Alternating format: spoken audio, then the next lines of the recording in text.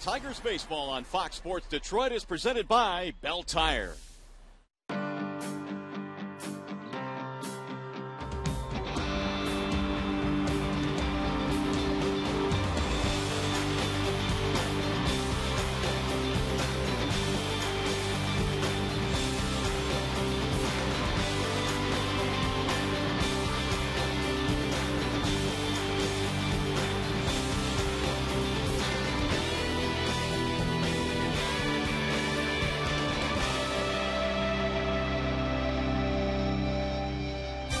Welcome to opening week of baseball presented by Burger King. It is another cool, windy afternoon here in downtown Detroit as we welcome you to Comerica Park. The first homestand of the 2012 season comes to a close today. Final game in the series featuring the Detroit Tigers and the Tampa Bay Rays. Tigers with a win today will win 5 of their first 6. They are being led by Miguel Cabrera, who has posted 9 RBIs already this season. And for historic perspective, how about these numbers? Before the age of 30, only 4 players have had 1,500 hits, 600 extra base hits, and a .310 average. He joins Mays, Aaron, and Pujols. Miguel Cabrera, one of the best in baseball, and he will lead the charge again today for the Tigers. Stay with us. Game 3 in this series coming up. In the meantime, we go back to the Call Sam Studios in Mickey York.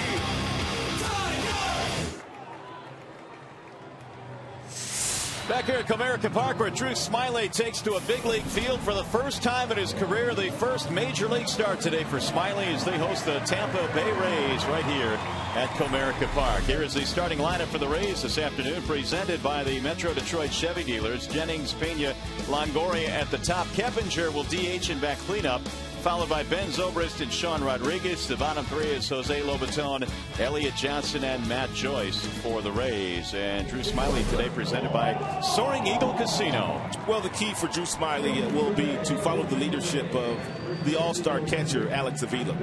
There's no doubt that he will be nervous out there, just as any player would be making their major league debut. But he's got the kind of intestinal fortitude that allowed him to make the team, where I think he'll do well today. Yeah, I would agree. He certainly had to withstand a competition in spring training to win that 5 spot in the rotation. He was the last man standing, and he is ready to go here as Desmond Jennings leads it off for the Rays.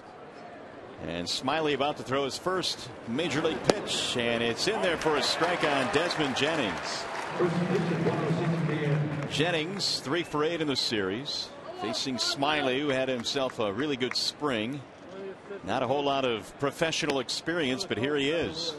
Smiley has a couple different fastballs. He'll cut it, he'll sink it. He has the 4-seam fastball that tops out at 94 miles an hour, a slider, and also a changeup. That one skips in, and the count goes to 2-1. Jennings batting .286. No homers, 2 RBIs. Had a big single off Justin Verlander in the 9th inning yesterday to help lead that comeback win.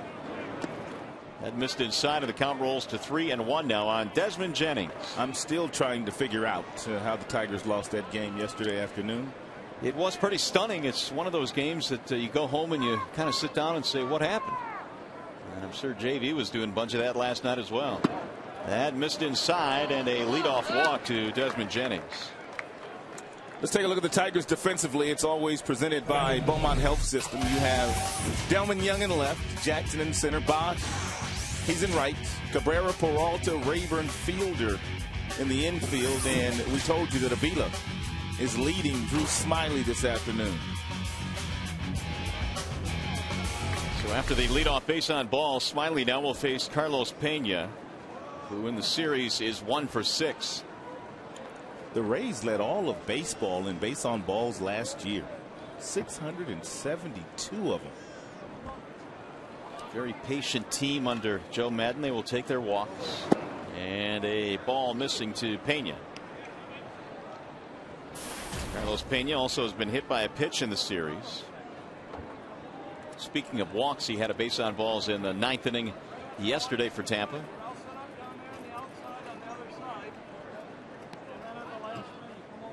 Here is Smiley's 1-0, and it's low. 2 balls, no strikes on Pena. Smiley had a little bout with wildness his final start of spring training, and also in a tune-up start that he had just a few days ago for Toledo, the Mud Hens. But we really didn't see any of that early in spring training. He was a strike thrower. He has missed the strike zone on 6 straight now.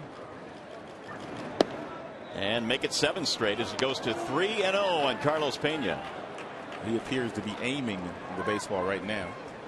And no doubt if he walks Pena, Jeff Jones will have to get up and stroll out to the mound to try to calm the youngster down. Here's the 3-0, and it's in there, a strike. 3-1 on Pena. You're a true base stealer like Jennings. Here's a perfect opportunity to try to steal a base when you have a young pitcher on the mound that is not pitching with a whole lot of confidence right now, not throwing a lot of strikes. They tend to forget about that base run. Jennings has 1 steal this year. And it's a broken bat looper to center, base hit. Jennings will go to second and stop there, and the first 2 Rays have reached today. Pena's bat snapped right in half.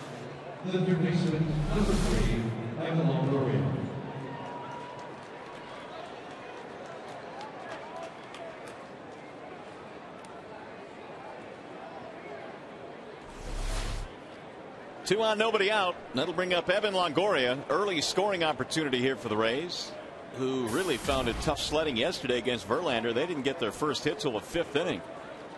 And then, of course, the 4-run ninth won them the ball game. But Longoria off to a really good start at 471. Ball one. So Smiley again falling behind.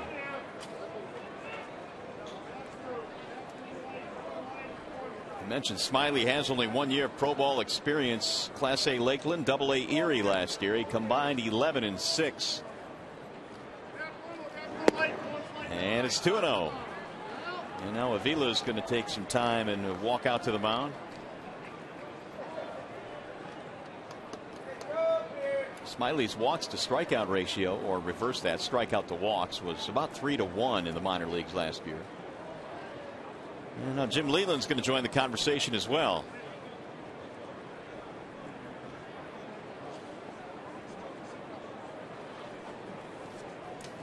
Time now for the scouting report on yesterday's starter Justin Verlander, who did so well for 8 innings. It's brought to you by the Three Stooges in theaters this Friday the 13th.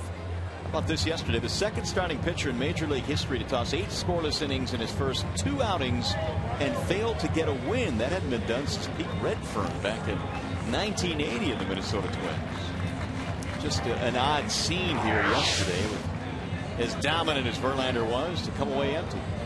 What did he have, like 81 total pitches going into that 9th inning? He did, 81. Plenty of gas in the tank, but things just went a little sideways in the 9th inning, and he couldn't control it. And before he knew it, they had 4 runs. Longoria takes inside, and now again the count goes to 3-0.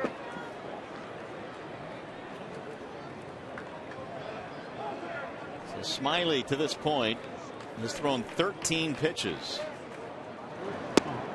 There's a strike call. And that's just his 4th strike of the afternoon. 3-1.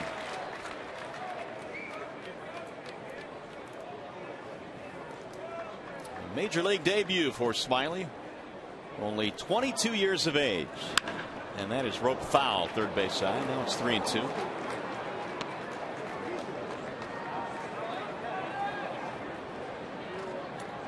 Jennings with really good speed at second base. Carlos Pena doesn't run that well, but it really doesn't matter. Joe Madden more than likely will start his runners here 3-2 to try to stay out of a double play should Longoria hit it on the ground. Runners holding, and it's ball 4, and that's going to load the bases. So a bumpy start to Drew Smiley's big league career. A couple of walks and a single. They're loaded up now for Keppinger. I remember talking to Jeff Jones, the Tigers pitching coach, during spring camp, and he was raving about the makeup of Drew Smiley and how he never seems to get rattled. And I'm sure he's battling some nerves right now and trying to limit the damage here in the first inning. Keppinger in the cleanup slot. Had that single to lead off the 9th in a pinch hitting role yesterday. And he's up there taking strike 1. It's one of the reasons why they signed Keppinger. He came in with a .300 career batting average against left-handed pitching. Can play just about everywhere on the baseball field. Way high, 1 ball, 1 strike. Keppinger will put the ball in play. Rarely does he strike out. In fact, over in the National League last year, he was the toughest hitter to strike out. Splitting time with Houston and San Francisco. Popped up. Shallow right field. Bosch on the charge, and he'll make the catch. Runner tags but holds, and that's a big out for Smiley.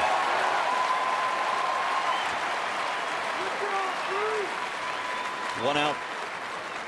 By the way, this game today is available in stunning high definition on Fox Sports Detroit HD. It is sponsored by Xfinity from Comcast. Now Smiley just 1 pitch of getting out of this mess. See if he can get a ground ball here from Zobrist, who was batting .278 to start the year. They are loaded with 1 out. Zobrist has 3 hits in this series. And he looks at strike 1.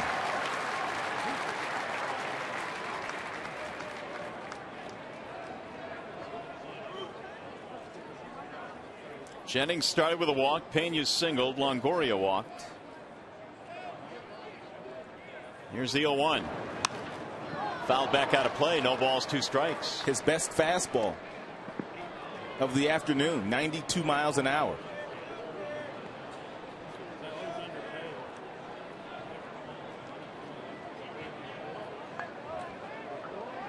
And Smiley has not gotten ahead of any hitter except Zobrist. He's got him 0-2.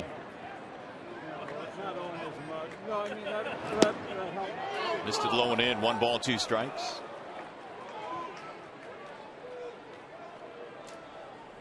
Another cool afternoon here. Temperature at 54 at game time, but a bit of a breeze early on has kept the temperatures feeling a little bit cooler.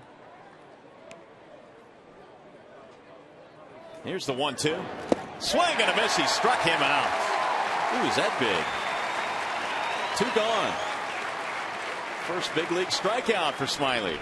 4 straight fastballs to Ben Zobrist. The final one located at the knees on the inner third of the plate. Threw it right by Ben.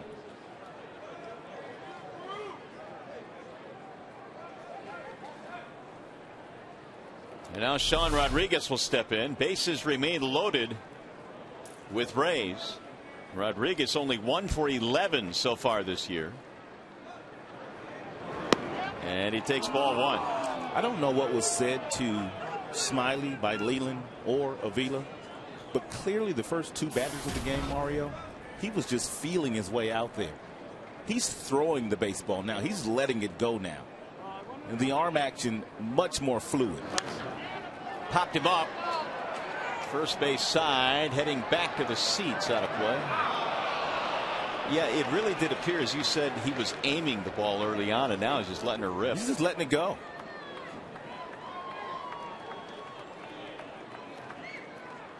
One ball, 1 strike.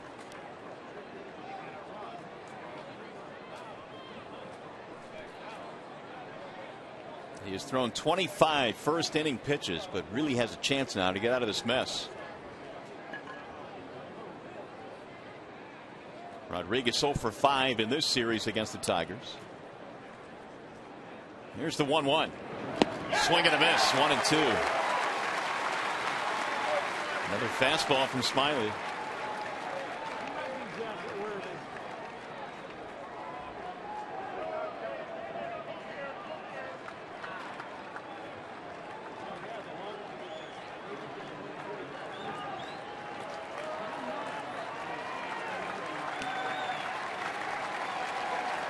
Here's the 1-2. Oh, he just missed inside. 2 balls, 2 strikes.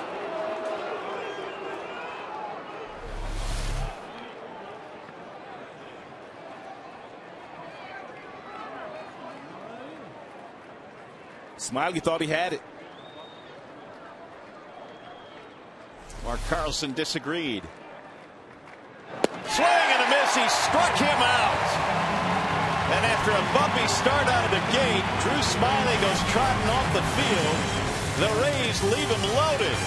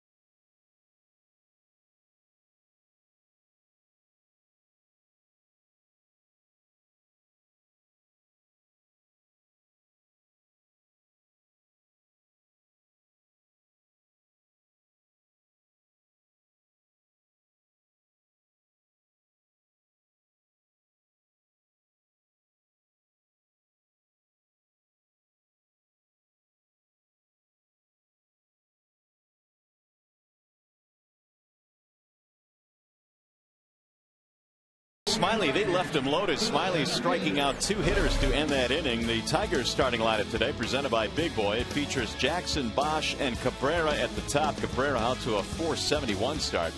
Fielder at first. Delman Young back in the lineup in left. It'll be Avila catching, and your bottom 3 tonight is Peralta, Dirks, and Rayburn for the Tigers. Jeff Niemann, the starting pitcher for the Rays. He is presented by Fox Auto Group.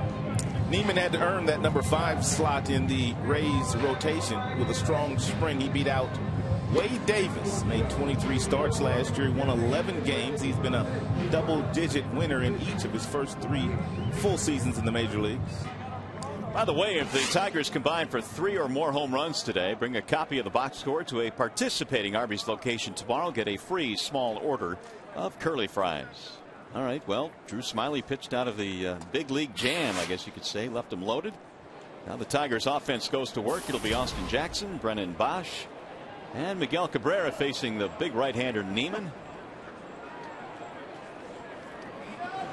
And Jackson takes strike 1. And Niemann has a fastball anywhere from 88 to 92 miles an hour.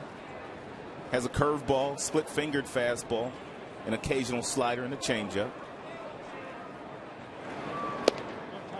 Jackson, meanwhile, is out to a blistering start. He leads the American League, hitting .500 so far, 10 for 20.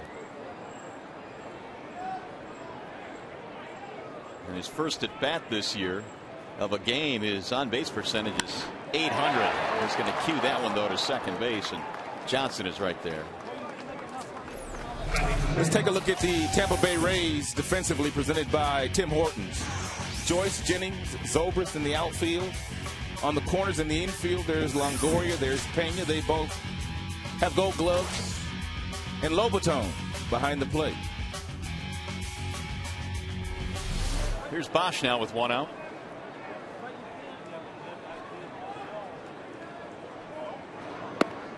Ball 1 from Niemann. The birthday boy, Brennan Bosch. Yeah, happy birthday, Brendan. What, 27 today? 27 years young today. I can't remember 27. You can't? Nope.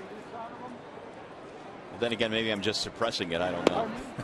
There's a strike called 1-1. I thought it was the college years that you forget about. Yeah, I've forgotten a few of those nights, too. Out of Santa Monica.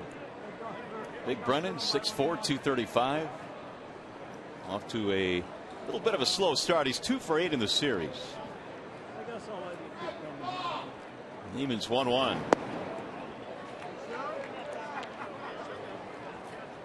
Well, Jackson has really been getting it done at the top of the lineup, and they're trying to get Bosch going as well. Meanwhile, Carlson was pointing to the Tiger dugout with some jawing going on, apparently.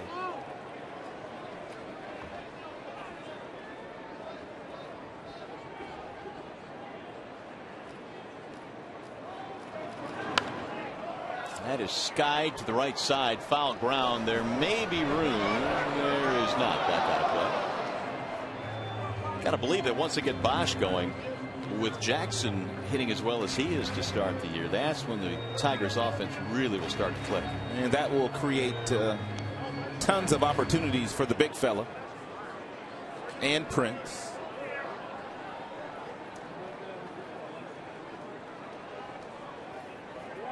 Cabrera and Fielder have gotten off to nice starts, both of them. 2-2 on Bosch.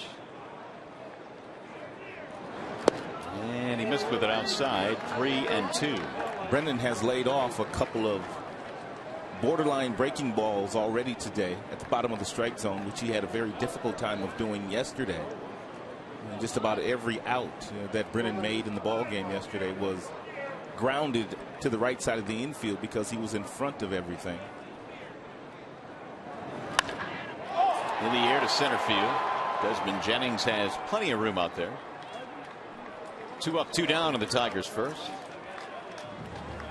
And that'll bring up Miguel Cabrera. 471 so far this year for Cabrera.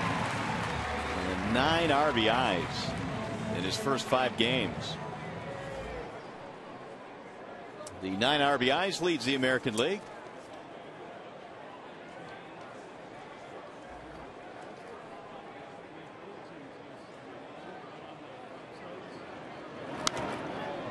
Fouled back out of play, 0-1. Cabrera, in his short time in a Tigers uniform, already has led the league in average. He has led the league in home runs. He has led the league as well in RBIs. All in different seasons, but the shift on for him here as they give up the right side of the infield. And Niemann missing outside. 1 ball, 1 strike. You really can't teach what Cabrera has. Bona fide superstar. If he stays healthy, he'll be headed to Cooperstown one day. Swing and a miss. And by and large, he's been able to do just that in a Tigers uniform. Stay healthy and stay out there every day. Jim Leyland certainly will not take him out of the lineup unless he really has to. 323 since joining the Tigers.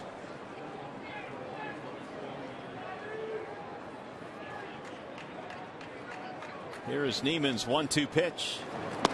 Missed it inside. 2 balls, 2 strikes.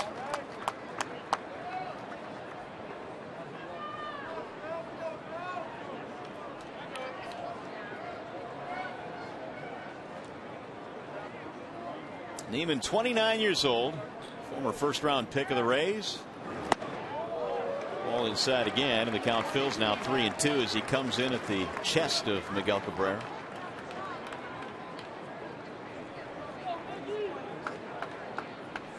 Three straight seasons of 10 wins or more for Niemann, going for 4 straight years this season.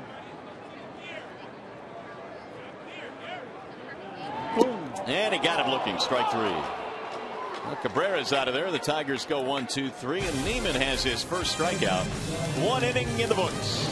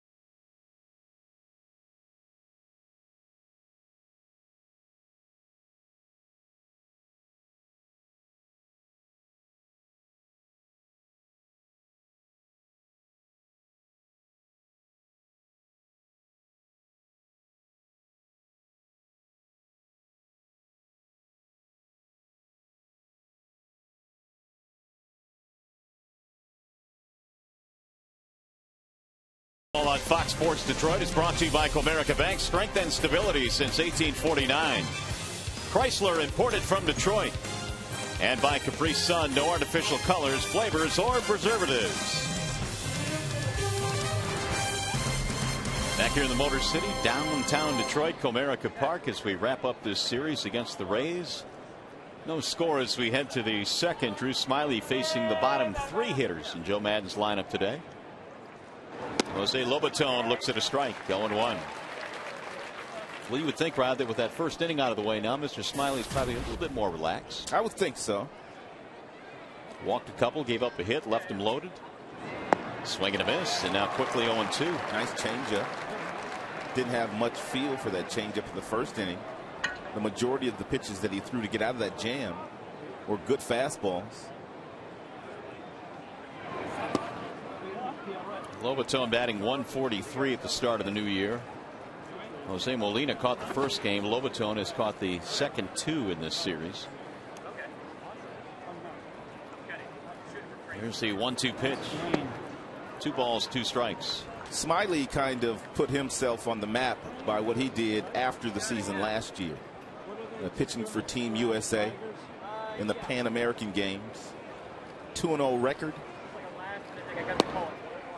17 strikeouts and 17 scoreless innings. So he performed very well after just 1 year of pro ball. And it was a very good year. Minor league pitcher of the year for the Tigers. That's chopped to the shortstop Peralta. 1 out. I told you I have a good friend that works for the Oakland Athletics, and when the Athletics were taking offers for Gio Gonzalez, who they eventually traded to the Washington Nationals, they had a brief conversation with Detroit, and Oakland really wanted Smiley in that deal if they were going to make a deal to try to acquire Gonzalez, and the Tigers said, not him. And here he is very quickly in a big league uniform, and I'm not sure the Tigers expected going into spring training that he'd be the guy that would win that spot. No, they thought Oliver would step up and win that 5th spot. Bunted toward third. Cabrera charging. Tough play. Got him. Look at Cabby go. Cabby's in great shape. Lost 20 pounds in the offseason after they told him he was going to move to the other side of the diamond. He calls Smiley off. He gloves it. He transfers it. And he's got a very accurate, strong throwing arm. And really, Rod, one of the few times we have seen anybody challenge Cabrera in the early going with a bunt. There'll be a few more. Here's Matt Joyce.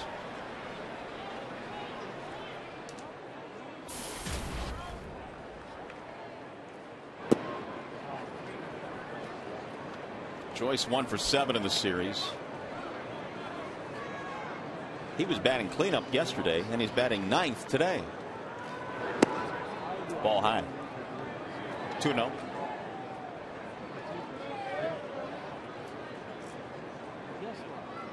Left-hander on the mound. They bump Joyce down to the 9 slot. The 2-0 pitch is skied in the air to right. Playable for Bosch. And Smiley has a 1-2-3 inning. Nicely done. It took just 10 pitches.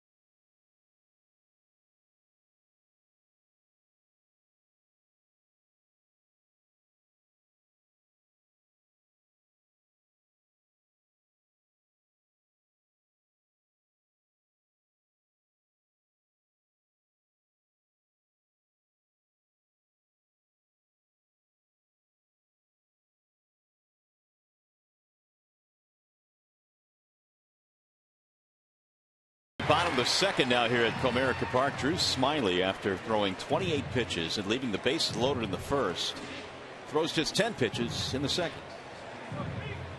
So he has really righted the ship. By the way, the Bernstein Advantage brings you the scouting report on Joe Madden, the skipper of the Rays. Get the Bernstein Advantage. We go to bat for you. He is looking for his 500th win as the manager of the Rays. And here are the actives with 500 or more with a current team. And Mike Scioscia leads the way there with over 1,000 victories. Short list. Tiger skippers on there. Jim Leyland, 523 with the Tigers. Here comes Prince Fielder to lead off the home half of the second. We've seen Prince do that a lot. First 6 games of the year. Apparently that's how American League pitchers want to attack Prince, by crowding him inside. You better get it in there, though. Well, you talk about a softball alignment defensively. Not only do they have the shift on for Fielder, but look where the second baseman is playing. Well, they can't put anybody in the seats. So they really can't defend him. They can't. They can't. There's a strike call, 2-1. I'm sure if they could put somebody in the seats, Joe Madden would. And once they make that legal, he'll be the first to employ it. Fielder, Young, and Avila here in the second. Swing and a miss. 2-2 on Prince. Niemann has had a pretty good split-fingered fastball here today. He threw Cabby a couple of good ones. And there's one right there, a little tumbling action to Prince.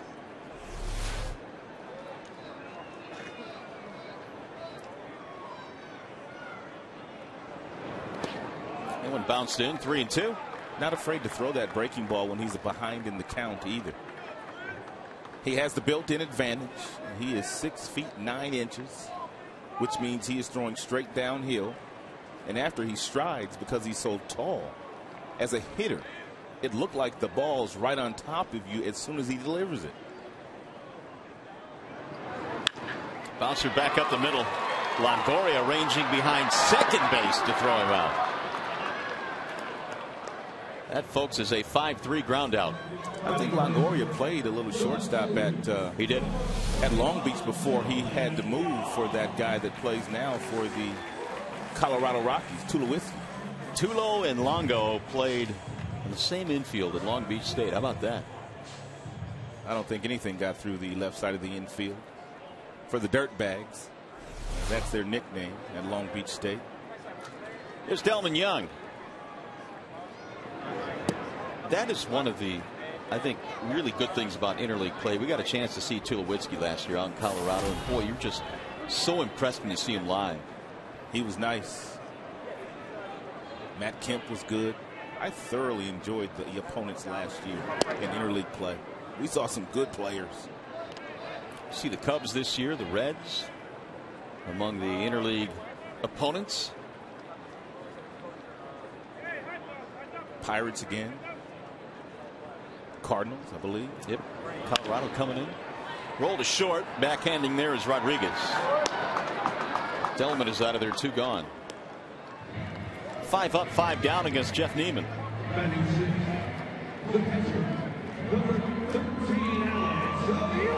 That'll bring Alex Avila to the plate. Another strong start for Avila. 333 with a couple of homers already.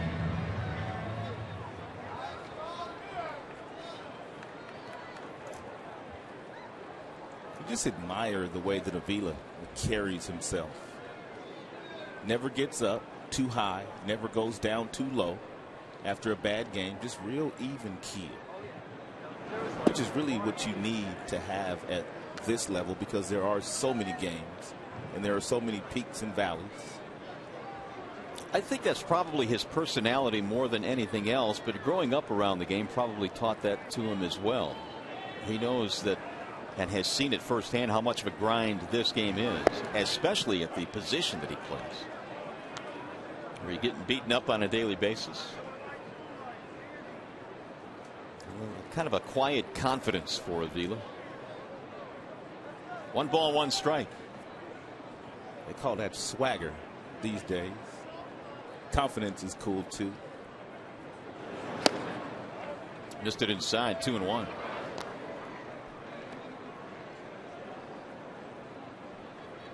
There's always that fine line, I think, Rod, sometimes between confidence and cockiness. And no doubt. The really good ones are able to straddle that line.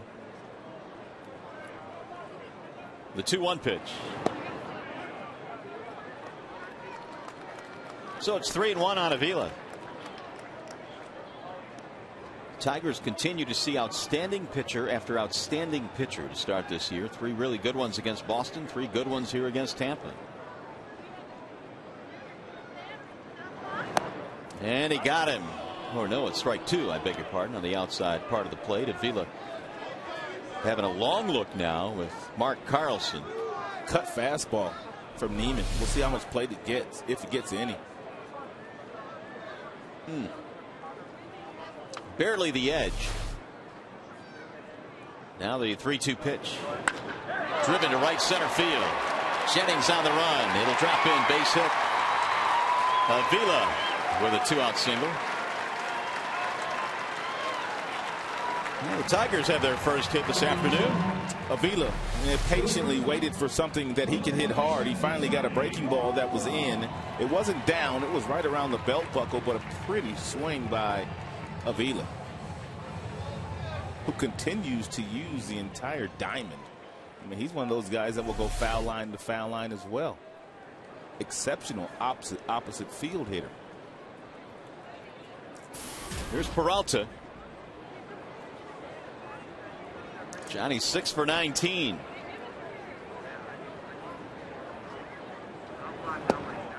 Niemann missing low. There's that shift again where you have Johnson, the second baseman, and kind of anchored right here behind the bag on the shortstop side of the bag.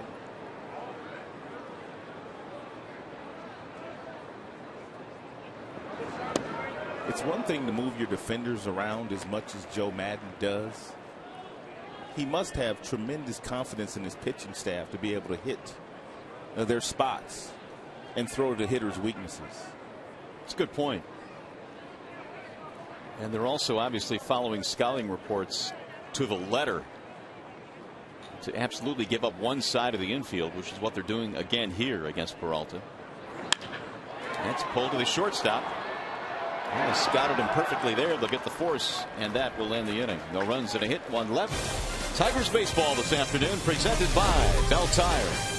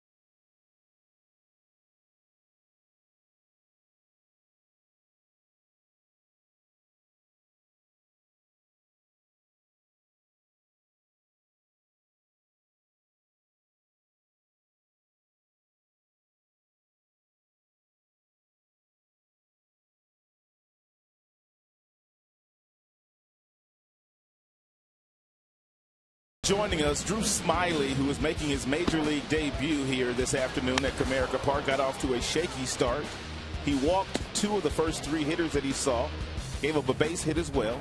After a visit from Jim Leland, he looked a little bit more free, a little bit more easy. He came back, struck out 2 of the next 3 to get out of a bases loaded, no outs jam. Hey, it's a Smiley sign.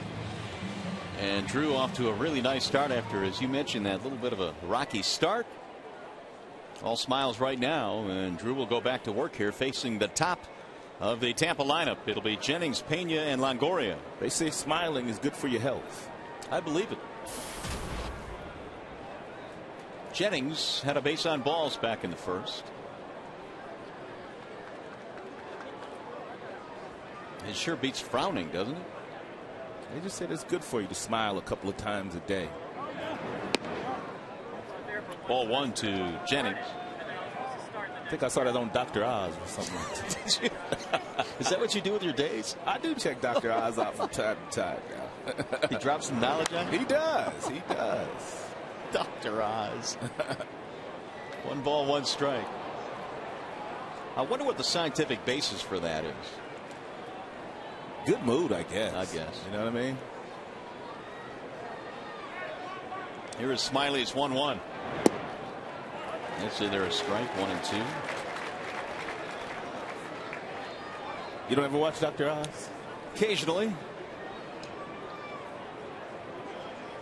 Here's the 1-2 pitch. Roll toward third, foul.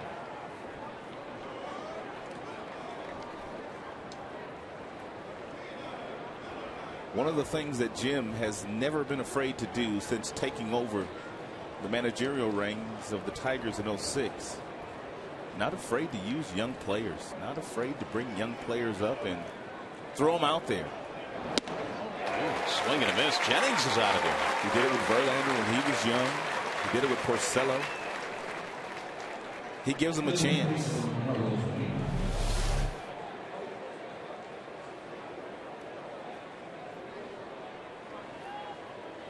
Fastball a little up. But Jennings couldn't catch up to it. Smiley has his 3rd strikeout. That'll bring up Pena. So that's 7 straight retired after loading the bases with nobody out in the first. Pena had a broken bat single in that first inning, and he drives one high and deep in the air down the right field line. Bosch going back to the corner. He looks up, and that ball is gone. Just over the fence, the 3:30 marker in right field. Carlos Pena with a towering home run, and it's 1-0 Rays.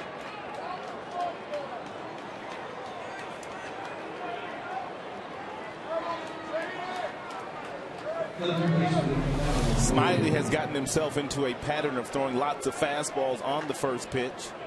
Pena knew that and took a really good swing, and of course Pena has really good power.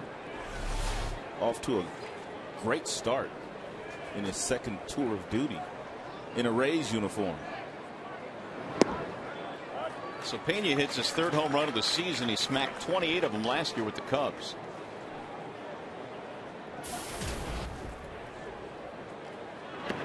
And the one thing the Tigers have done on this homestand is get off to an early lead. This is only the 2nd time that the opponent has scored first in a game on this homestand, courtesy of the Pena homer.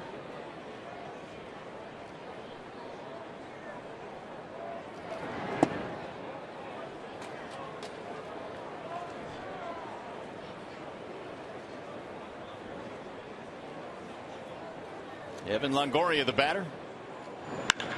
He drives one deep to left. That ball is hit hard. Delman Young looks up. It's up against the wall.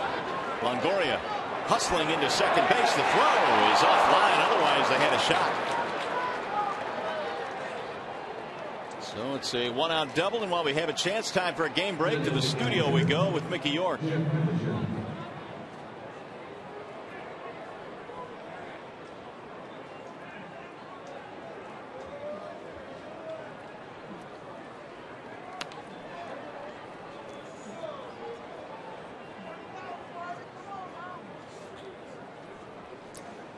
All right, Mick, thank you. Here it is 1-0 in favor of the Rays, and they threaten for more now as Keppinger stands in.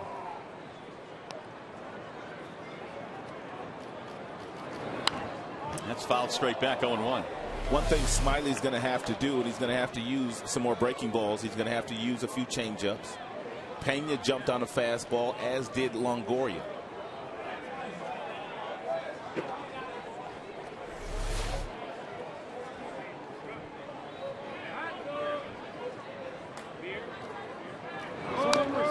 Keppinger rolls it foul. 0-2 the count. He flat out to right field with the bases loaded back in the first, shallow enough that the Tigers were able to keep the runner from scoring at third. He got that rally started yesterday for the Rays in the 9th inning with a pinch hit single off of Verlander.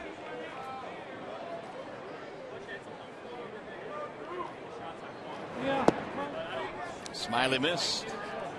1 ball, 2 strikes.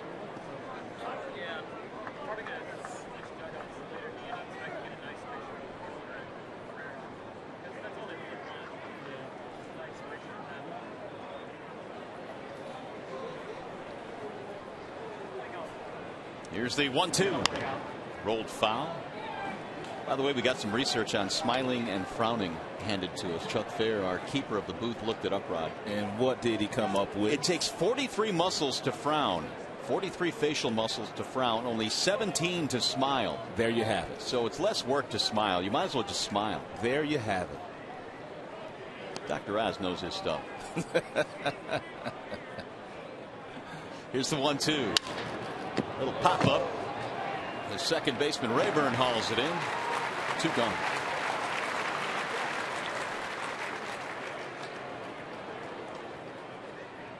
That'll leave it up to Ben Zobrist. There's another broken bat. It's the second one that the Rays have had today.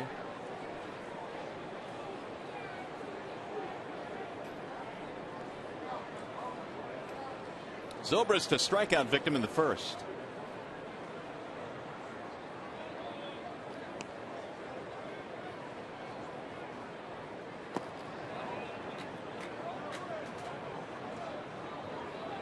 Had the game-winning hit yesterday against Valverde. What is that? No idea. A mascot of some sort. Taped at the top of the Rays dugout. Our cameras find everything, don't they? It's hard to hide from them.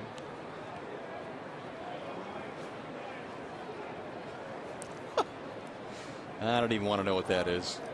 But he's got a prime seat. Is it a dog? Apparently so.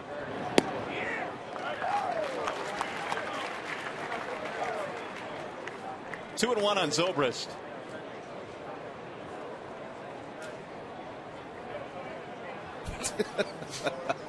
It is a dog. Apparently it's windy today. They had to tape him down. 3-1.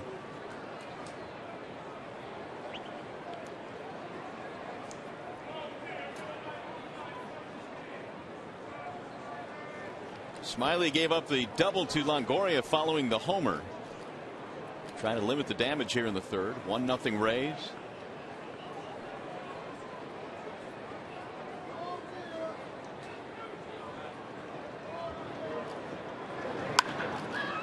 In the air toward left. That's hooking toward the seats. It'll get back out of play. So it's full now.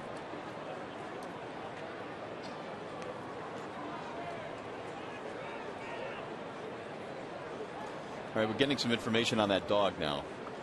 David Price's dog, his name is Astro. Right. You know Astro from the Jetsons? Right, right. That is Astro apparently from the Jetsons that they have taped down there. Oh, it came with a bobblehead last year of David Price. So that's the dog that was part of the bobblehead. Welcome, Astro. That's hit the deep left center field. Playable, though. Jackson runs it down. So the home run by Pena makes it 1-0 in favor of the Rays.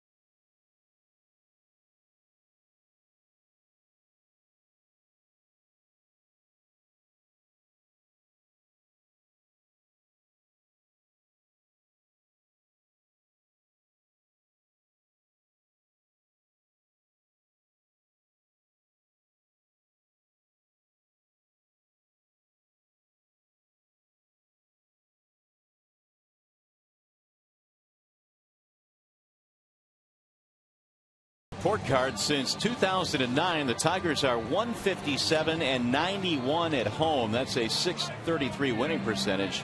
Only the Yankees are better, so that's the second best winning percentage at home in the American League. And as you like to say, Rod, you have to hold home court advantage, don't you? No doubt. No doubt about that.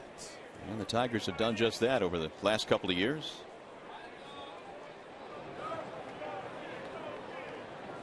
Carlos Pena with a home run.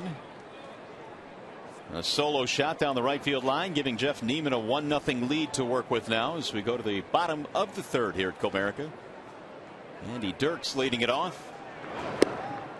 And he takes strike one.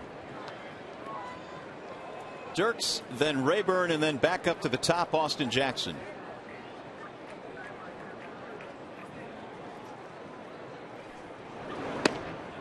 Did you know that Carlos Pena is the godfather of Craig Monroe's daughter, Morgan? Really? He's an 11-year-old daughter, Morgan.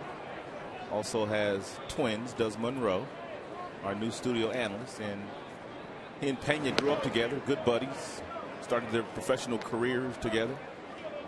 I did not know that. By the way, a tip of the cap to Craig Monroe and his start here at Fox Sports Detroit. He's done terrific work. Looks good on television. Here's the 2-1 pitch. Fouled straight back. 2 balls, 2 strikes. You have to give Craig some credit, too, because at his age and the way that his body looks, you know he thinks he can still play. Probably still could. In great shape. But we will use his wisdom in the studio, that's for certain. Here's the 2-2 from Niemann. Didn't go. It held up. It's got to be one of the toughest things for players to try and decipher when it's time to hang it up. It is. Time to keep going. No doubt. Very difficult thing to do. Taking the uniform off. 3-2 pitch. Fouled away. That's why you have so many guys that are trying to play into their late 30s, early 40s. How old is Jamie Moyer? 49 years old. 49. Pitching for the Colorado Rockies. 49. Unreal. What was Satchel? Satchel was almost 60. About 70. Fouled away. I don't think he was that old. But he was in his late 50s.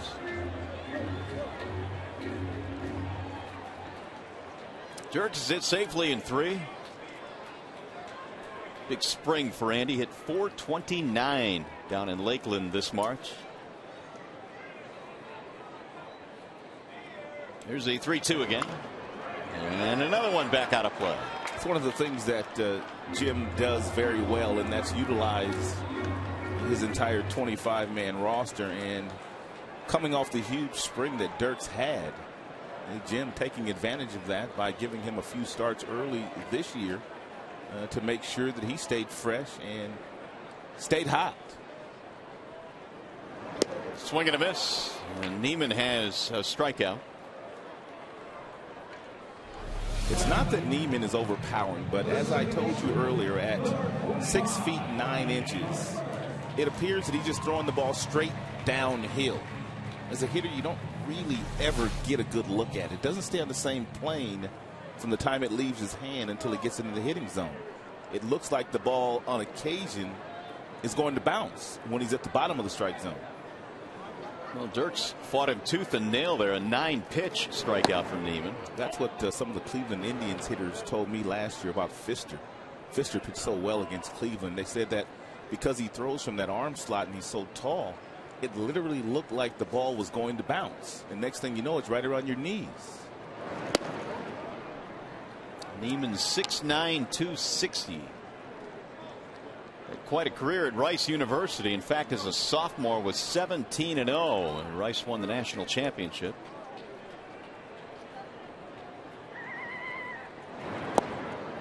Rayburn takes inside, 2-1.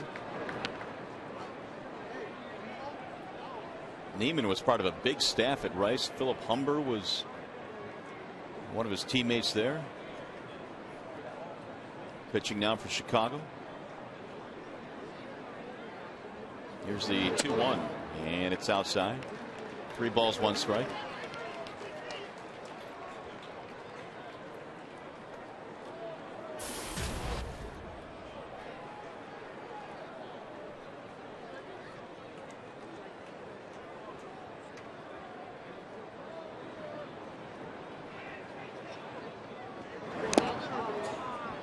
Fill it up now, 3-2 on Rayburn.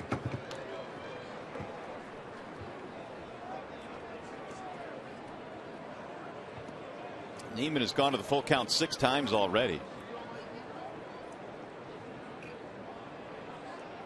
He's thrown 47 pitches.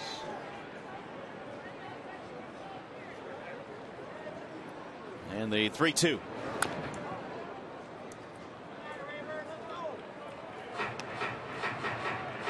There's Jackson waiting on deck.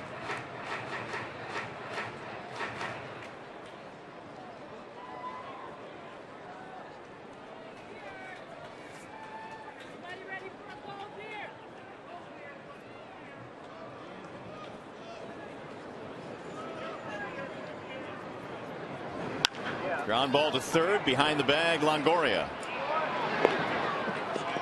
2 outs. The center fielder, Austin Jackson.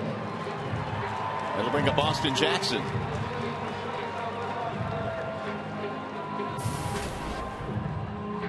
Jackson, a soft liner, his first time up.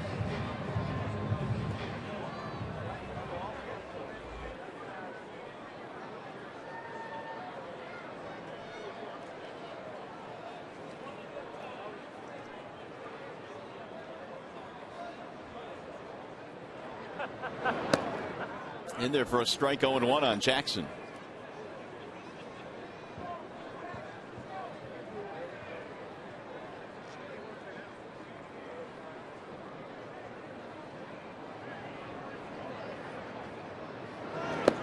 Austin came into the game today leading the American League in hitting with a .500 average, also leading the American League with 8 runs scored.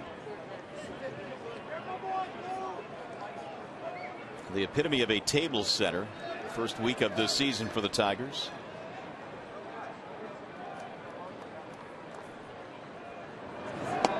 Tried to hold up there, couldn't do it. 1 ball, 2 strikes.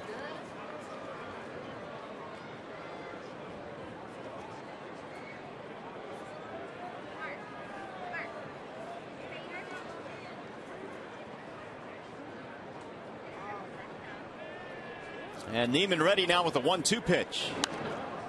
Fouled back out of play. That is not the only thing, but it's one of the things that I have noticed about Austin first 6 games of the year.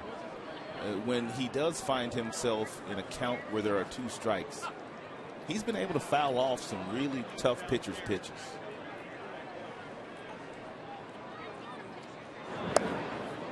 Because of that, do you think we'll see his strikeouts decrease a bit this year? I think so. Last year, he'd have been swinging at that pitch right there. The leg kick, the timing, the head moving, that would have looked like a strike to him. But because he's in a good position right now, he was able to spit on that borderline fastball outside. Ooh, we got him there with a bender. Caught him looking. Buckled his knees. 3 strikeouts for Jeff Niemann. 3 innings in the books here at Comerica. It's 1-0 Rays.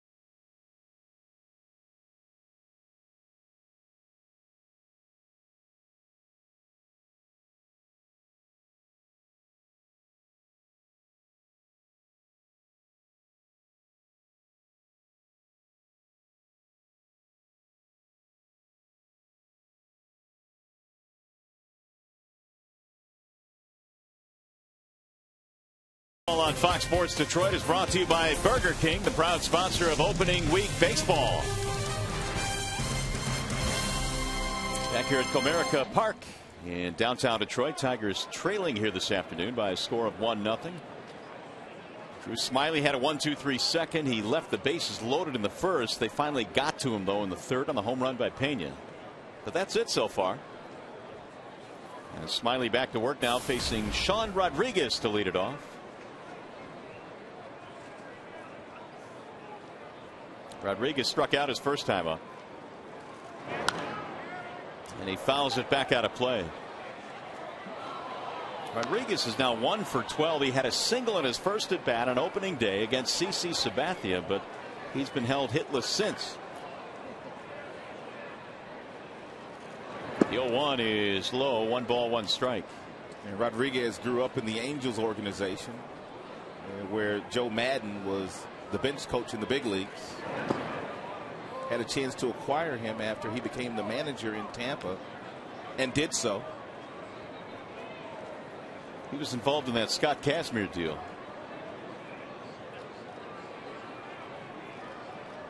The 2-1. Fly ball left center field. Jackson racing over. And Austin will get there. 1 away.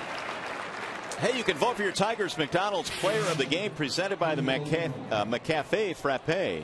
Using your cell phone, text Tigers followed by a space and the player's uniform number to 37338, or you can vote online at foxsportsdetroit.com. The final results coming your way postgame during Tigers Live. 1 out for Jose Lobaton. Swing and a miss. Good pitch. First pitch changeup. He had gotten into a pattern where he had been first pitch fastball to just about every Rays hitter. Hey, now it's 0-2. He's starting to look more comfortable. Changeups, breaking balls, cutter, slider. 1 year of professional baseball, and the next year he is in the show. He pitched in the SEC at Arkansas. Was a Razorback. Won 7 games at Lakeland last year, and then he added 4 more wins at AA Erie.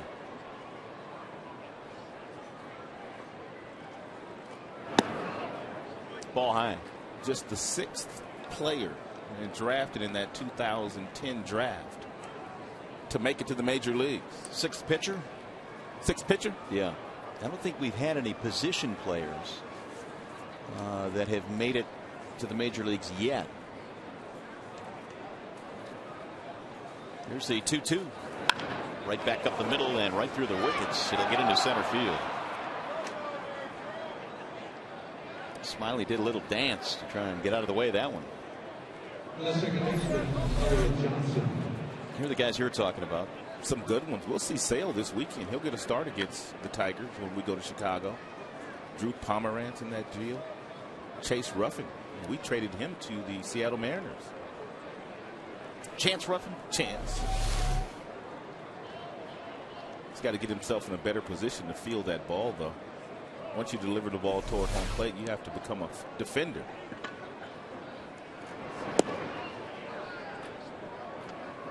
Here's Elliott Johnson.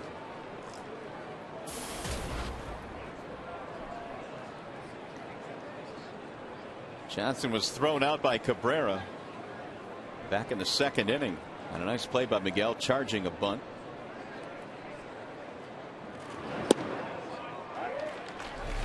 Take one more look at Smiley after he delivers the ball home. He's not in a position to make a play.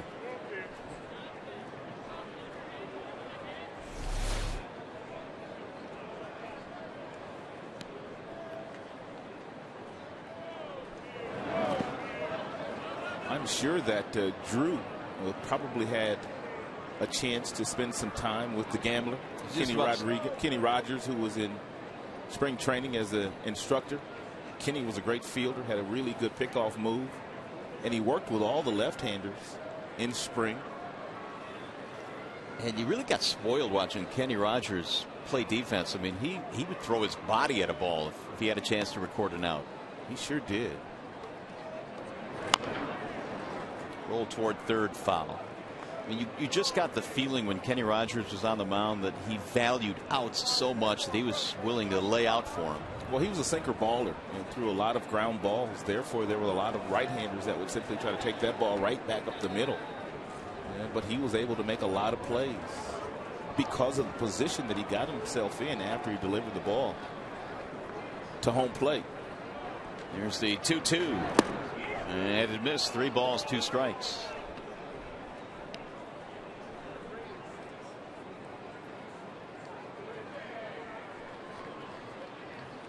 Full count here with 1 out and Lobatone at first base.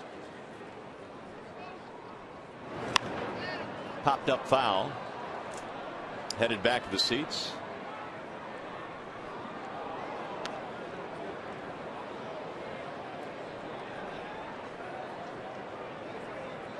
So Smiley now has hit the 75 mark in pitches thrown, and a good portion of those 28 in that first inning. So that put him behind the 8 ball a little bit in terms of pitch count.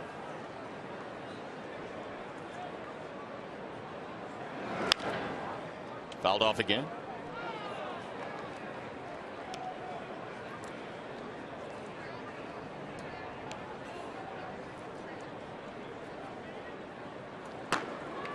Ballister warming up. With the pitch count mounting now on Drew Smiley out in the Tigers bullpen in left. And he missed with it. A little bit outside. 2 men on. Hey, join us tomorrow, April 13th, when the Red Wings take on the Nashville Predators during Game 2 of the Stanley Cup playoffs. Coverage begins with Red Wings Live at 7 on Fox Sports Detroit. That's Red Wings playoff coverage tomorrow, 7 p.m. on Fox Sports Detroit. Of course, the Red Wings dropped Game 1 to the Predators, so they will try and even up that series tomorrow evening in Nashville. Matt Joyce due up, and Jeff Jones heads out to the mound.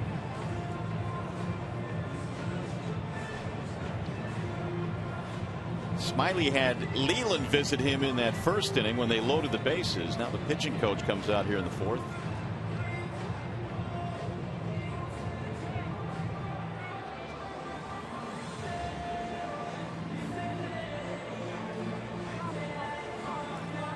And Matt Joyce will be the hitter. Single by Lobatone and a walk to Elliott Johnson. 77 pitches. Strikes to balls ratio not very good either for Smiley.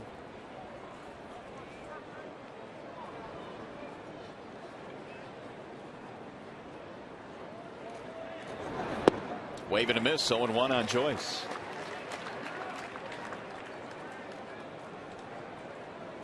Joyce came in with really good numbers against his former team, the Tigers. 327 lifetime. Matt broke into the big leagues with Detroit.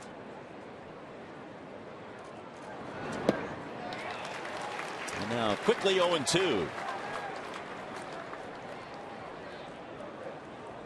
Tigers traded him away back in December of 2008 when they bolstered their pitching. They picked up Edwin Jackson that year.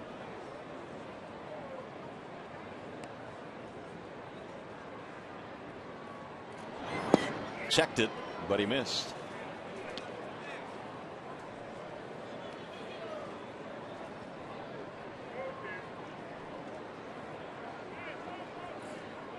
Jennings waiting on deck. Top of the order.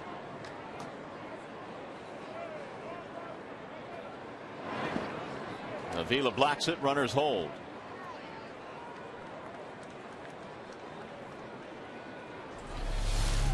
When you call for the breaking ball, you have to anticipate that it's going to bounce. And therefore, you're ready to get down and block it, as Alex was.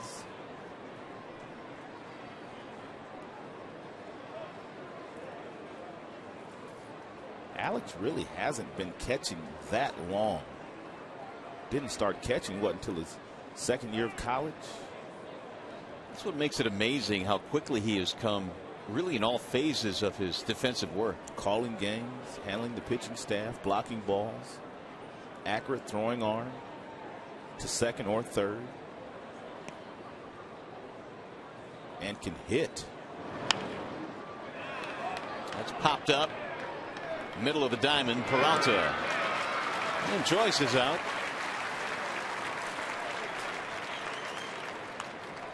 Two gone.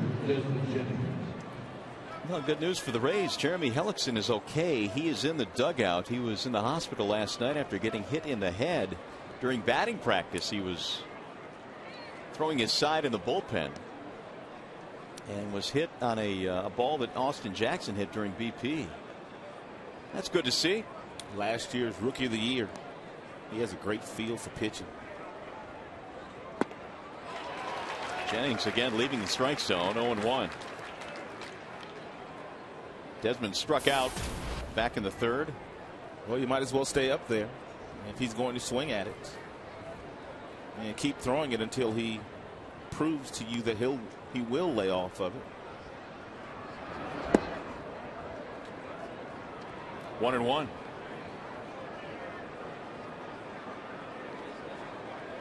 They are really excited about the future of this young man. Jennings seeing playing time on a daily basis now with B.J. Upton still out of the lineup. There's a strike, 1-2. He's got surprising power. And it does Jennings. He's known more for his foot speed, but every now and then he'll put a charge in one.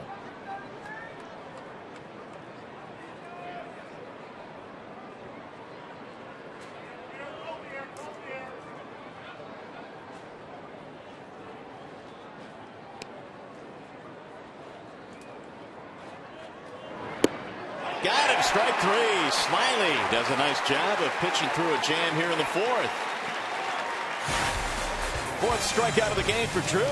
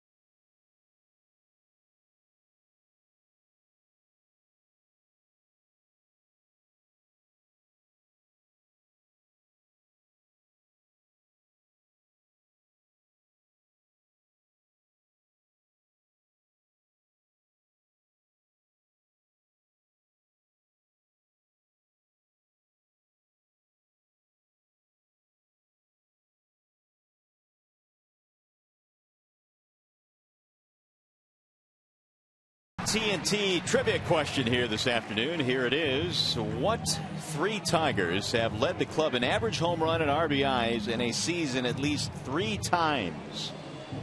3 times. What 3 Tigers have done that? Led the club in average, homers, and RBIs. So basically the triple crown for the team. 3 times. How about that guy? Pretty sure he's on the list. He'll bat second here in the 4th inning. Tigers are down by a run. And it'll be Brennan Bosch to lead things off.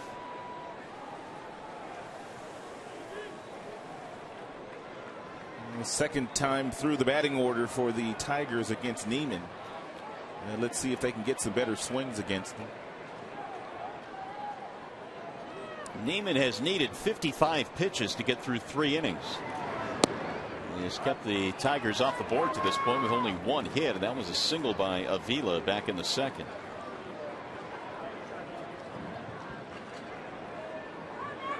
Bosch flied out to center field 0 for 1.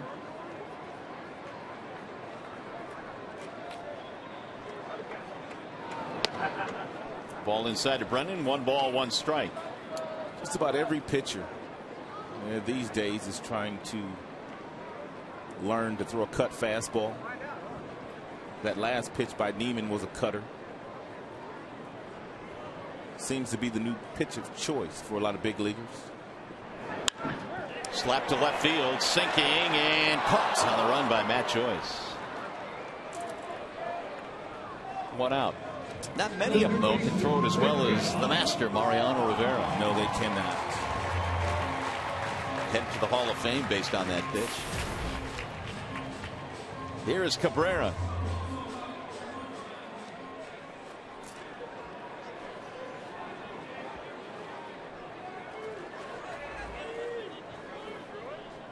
Miguel came in 5 for 13 career against Niemann with a couple of home runs. But Niemann struck him out back in the first inning.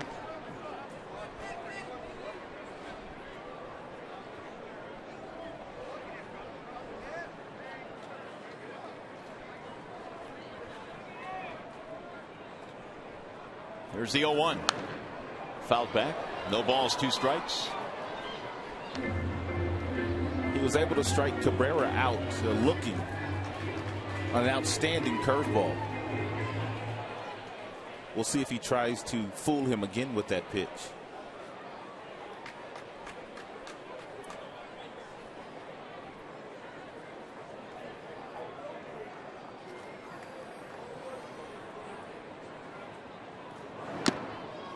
Into the glove for strike 3. Came back with a fastball that time.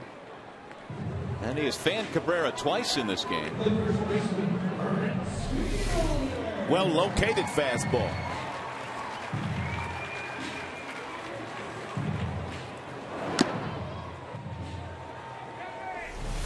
Niemann has his 4th strikeout. 2 away for Prince Fielder. Breaking ball in for a strike. That is probably his best pitch. He's got an outstanding feel for that curveball. Starts out real high. 12-6 break.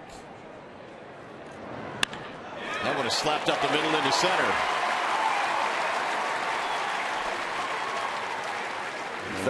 Prince has just the 2nd Tigers hit. That's where he made his mistake. Back-to-back breaking balls to Prince Fielder at the same speed, 77 miles an hour. That one stayed up.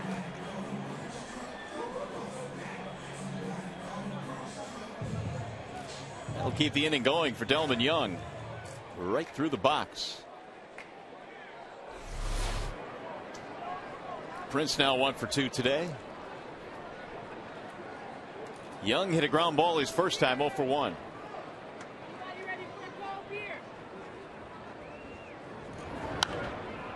Popped up foul, back out of play. Well, the Rays obviously are going to be in the race in the American League East. Niemann last year against opponents within his division, he was 5-1 against the East last year.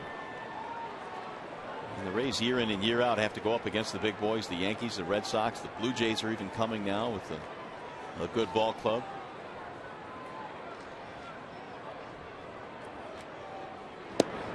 That missed it inside. That may have been the tipping point last year for Hellickson winning Rookie of the Year, pitching in that division, pitching as well as he did all season. We saw him, and he just had a really good feel for pitching, using both sides of the plate. Good changeup, threw a lot of strikes, lots of poise. That's popped up behind the plate, and Lobaton gives it a brief look back out of play. That is something the Rays have done a very nice job of. They have some nice position players, but the pitchers they've drafted, especially the guys that they've spent a lot of money on, they haven't missed on any of those guys. They've made some really good picks.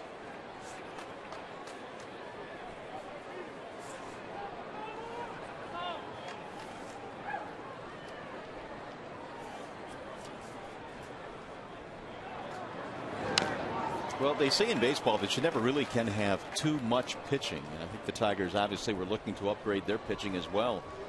heading into spring camp, even though they had 4 very solid starters. But the Rays are just overflowing with pitching. Well, they have a guy in their bullpen, Wade Davis, who could start for a lot of major league clubs, but he was the odd man out. They also felt that he was better suited for the bullpen instead of the guy that we're watching right now, Niemann, because that last spot was between the two.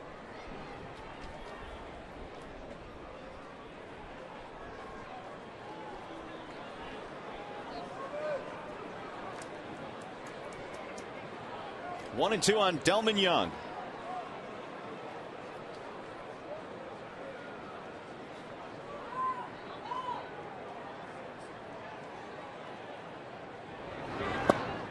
Make it 2 balls, 2 strikes.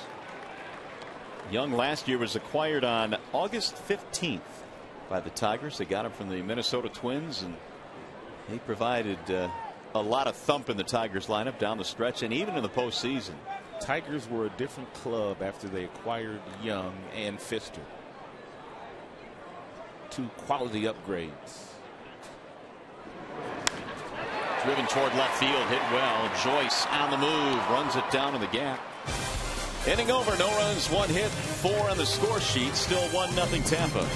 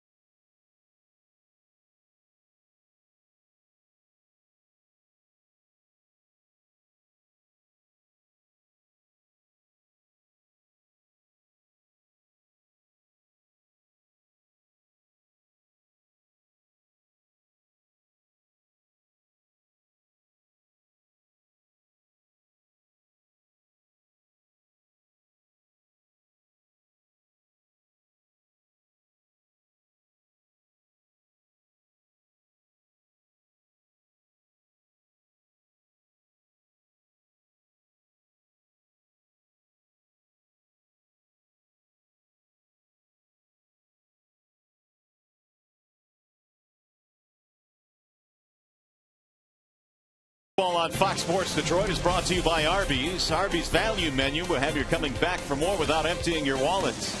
And by AT&T, the nation's largest 4G network. AT&T, rethink possible. Another chilly afternoon here at the ballpark. A little windy as well. The Tigers down by a single run. 1-0 is our score. The Rays on top as we wrap up this first homestand of 2012 and the first big league start for Drew Smiley. And so far he has had to navigate around some trouble, but he's given up just 1 run. And that was off the bat of Carlos Pena back in the 3rd. He got a first pitch fastball after starting several Rays off with that pitch, and Carlos lifted and separated on one and got just enough of it to get it over the 330 sign. Pena's 3rd of the year. That represents the game's only run so far, and it'll be Pena to lead things off here in the 5th. Don't know for sure, but this could be the last hitter that Smiley faces in this game today. He's already thrown 86 pitches. Yeah, he appeared to be on the ropes again in the 4th inning. The Tigers had Ballister warming up, and he bought himself perhaps another inning by striking out Desmond Jennings. So here's Pena, single to go with his home run.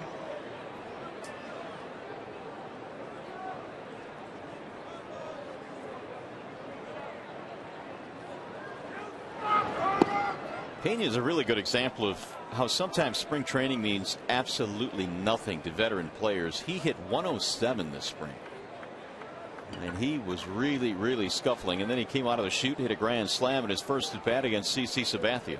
who he had no success against whatsoever. Johnny Peralta was a great example of that as well last spring. Had a dreadful spring and then had one of the best years of his career. He didn't have an RBI in spring training last year, did he? No, not one.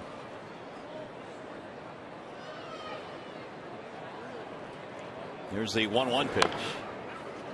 1-2 on Pena.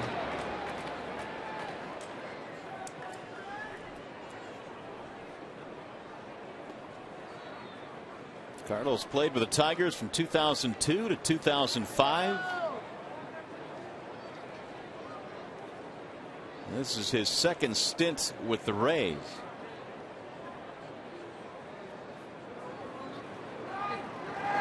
Ooh, he hit him. Looked like he got him on the wrist. That's the third time Carlos has been hit already this year.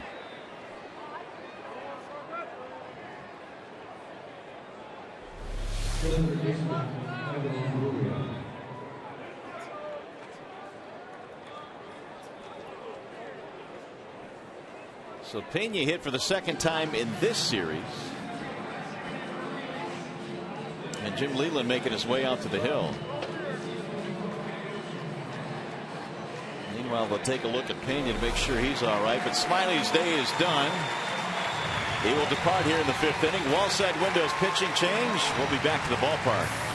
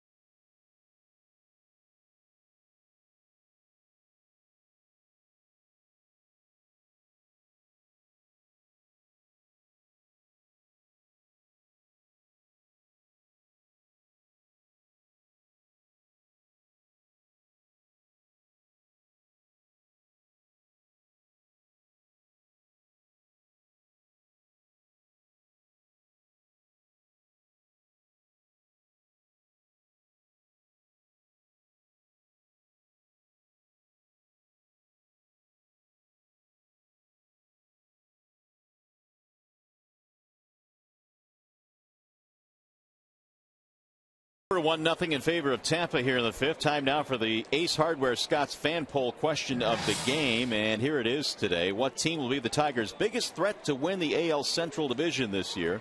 White Sox, Royals, Indians, or Twins? To enter your vote, text ACE followed by a space and then the letter to 37338. See the final results coming up on Tigers Live postgame. Colin Ballister is the new pitcher, and he misses down low to Evan Longoria. He's got a good fastball, anywhere from 94 to 98 miles an hour. Also a slider and a changeup. 23 games last year for the Washington Nationals, averaging a strikeout per inning.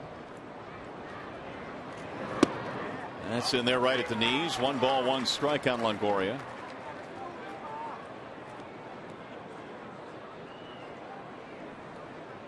Smiley got through that first inning, leaving the bases loaded, had a 1-2-3 second.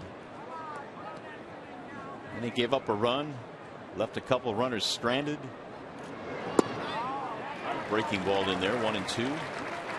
He threw Longoria on the previous pitch a 94-mile-per-hour fastball and comes back with a 79-mile-per-hour slider.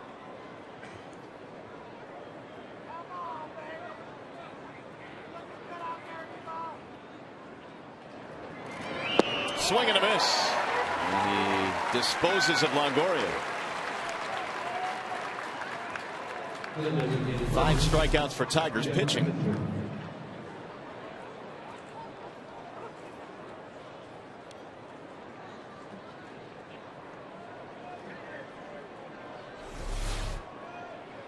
Smiley, 4 innings, 4 hits, 3 walks, 4 strikeouts. He is responsible for the man at first base.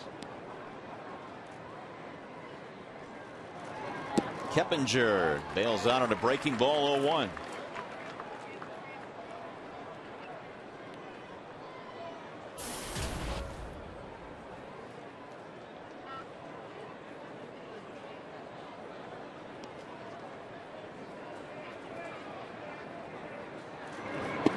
There's another one. This one missed.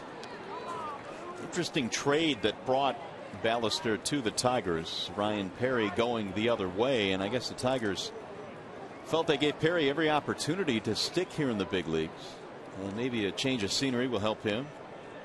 I think that was the same case for Ballister. Washington felt like he had a ton of talent and just didn't realize that talent in their uniform. So both guys going in different directions. They pretty much have the same kind of stuff. Yep. Colin was a 4th round pick of, well, then the Expos back in 2004. Runner goes and a chopper hit to the shortstop. And Keppinger is out at first base. Pena gets to second. 2 gone. Now Ben Zobrist.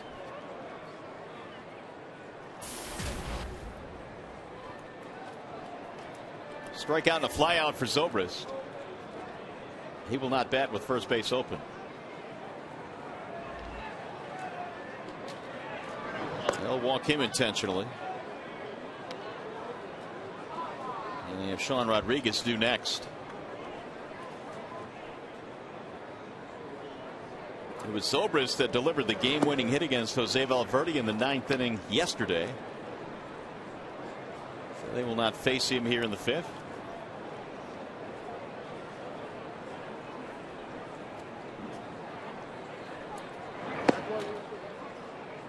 And one more wide one, and Zobrist will take first base.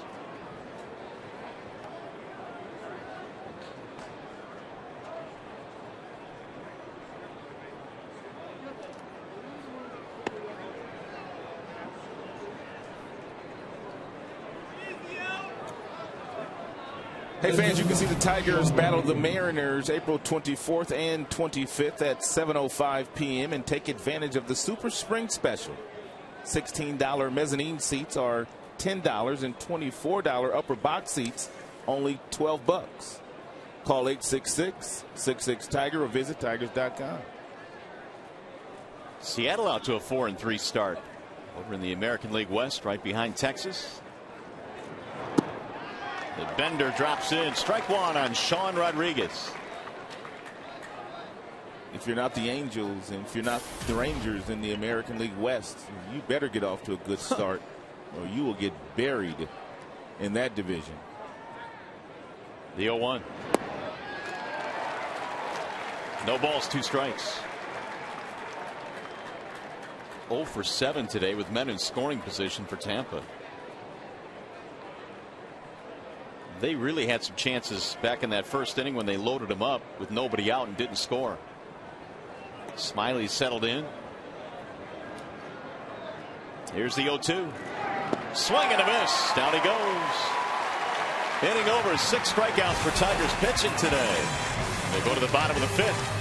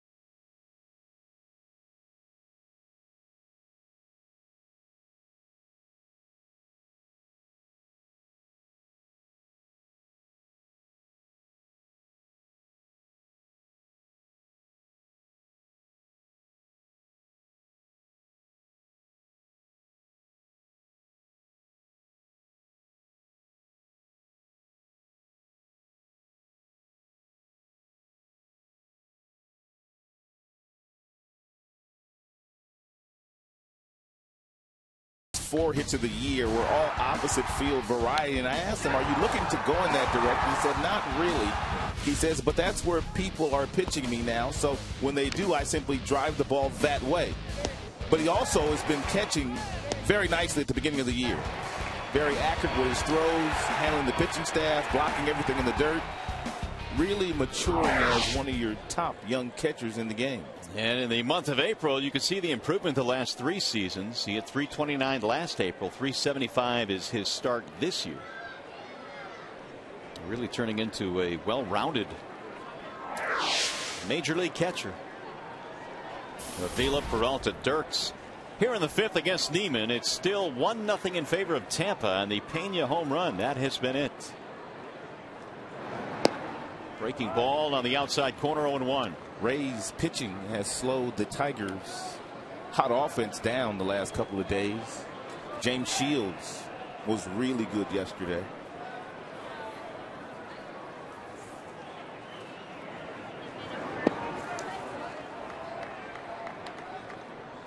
Of course, the Tigers had that 10-0 win in Game 2 against Boston. And they scored a ton of runs, 13 of them on Sunday, so they came in red hot with the offense. That's tapped off his foot. And Avila trying to shake it off. Not that he doesn't get beat up enough when he's got that catcher's gear on. Ouch.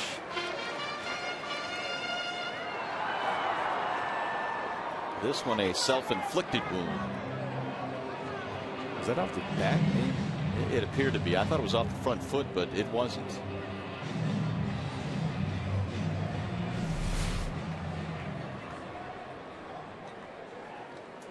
One and 2 on Avila.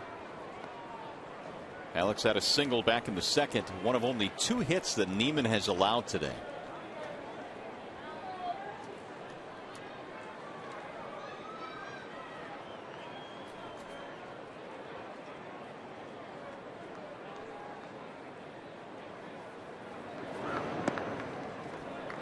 Two and 2 the count. For as good as the Rays pitching staff has been over the years, Avila has hit them pretty well. .310 coming in. In fact, he's hit 5 home runs against them as well.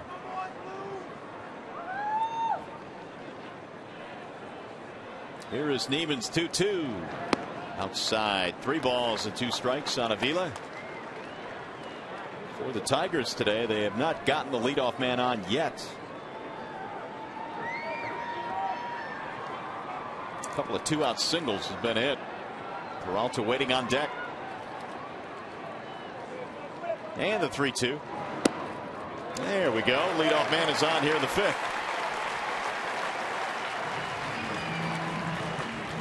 Avila works a walk. Now the answer to the AT&T trivia question. Trivia question again is what 3 Tigers have led the club in average home runs and RBIs in a season at least 3 times? There have been 3 of them to do it. And if you guess Miguel Cabrera, he's one of them. Ty Cobb and Harry Heilman, the other 2.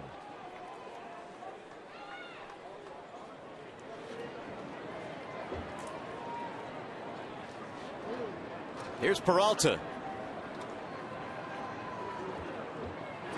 Ooh, look out, almost hit him.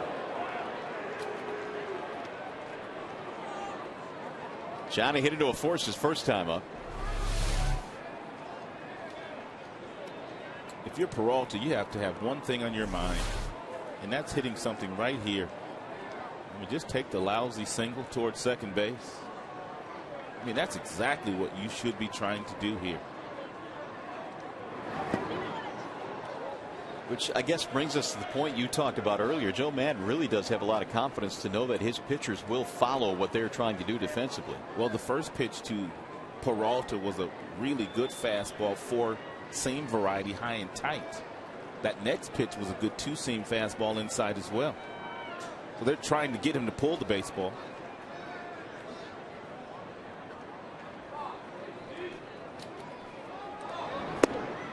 Strike call. 1-2 on Peralta. Niemann won 11 games last year, 13 games in 09.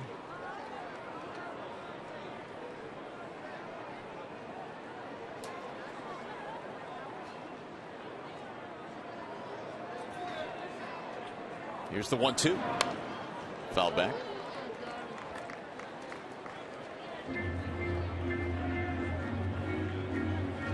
Niemann's pitch count now stands at 79. So while he has kept the Tigers off the board, his pitch count a little bit high here in the 5th inning.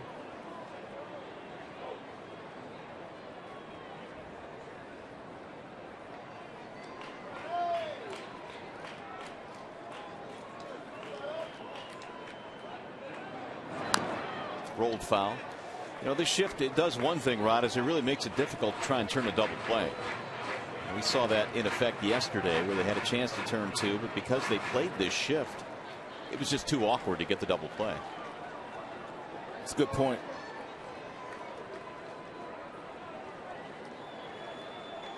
And it looks like Johnny is trying to shoot that hole on the right side of the infield. Most of his swings have been tailored in that direction.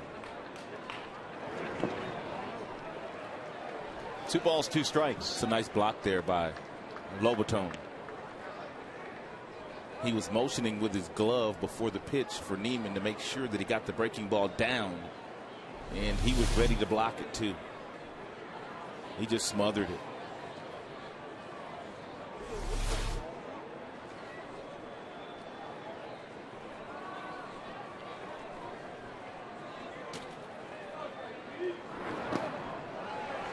It's going to go full now. 3 balls, 2 strikes.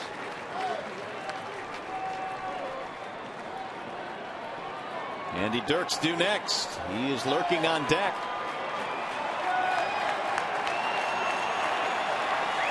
Crowd starting to get into it now. They haven't really had a whole lot to cheer about today. Only 2 hits for the Tigers. Niemann has methodically been able to handle this Tigers offense. Runner goes on 3-2, swing and a miss. Here comes the throw down to second. It's high. And a stolen base for Alex Avila. That one's on Niemann. Niemann really paid no attention to Avila whatsoever. And Avila got a really good jump. As Johnny was swinging and missing, Lobaton had no shot at throwing Avila out. And he doesn't steal many bases.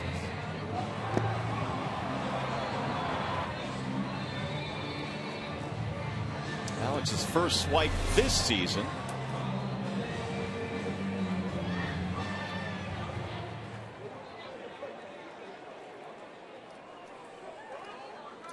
All of last year he stole 3. Here's Dirks.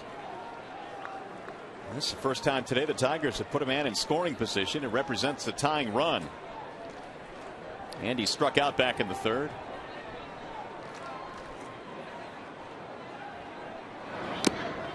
Tipped into the glove.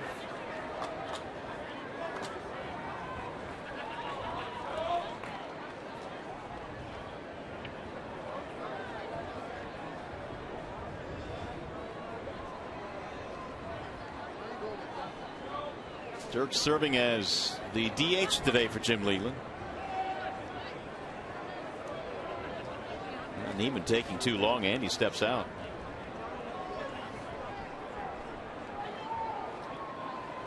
The amazing thing is here that Niemann, for a guy that's given up just 2 hits so far, has not established a very good pace. It's been very methodical here today. Here's the 0-1. Breaking ball rolled foul, and the count quickly 0-2 on Dirks.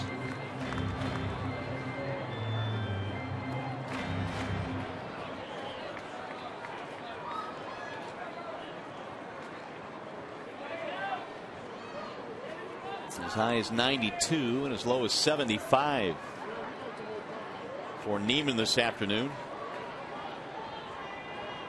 Here's the 0-2. Inside. 1 ball, 2 strikes.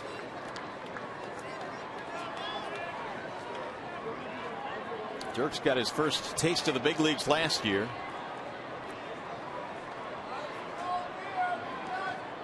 78 games for the Tigers, hit .251.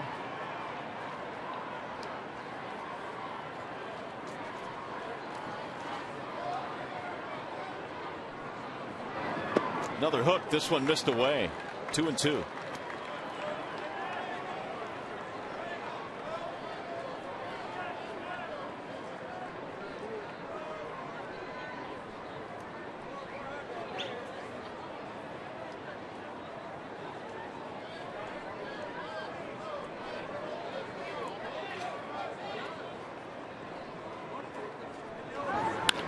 Driven down the right field line. Fair ball. It's going to tie the game. Dirk's on his way to second. He's motoring. He's going to try it for 3. Here comes a relay throw. He's safe. It's a triple for Dirks, and we're tied at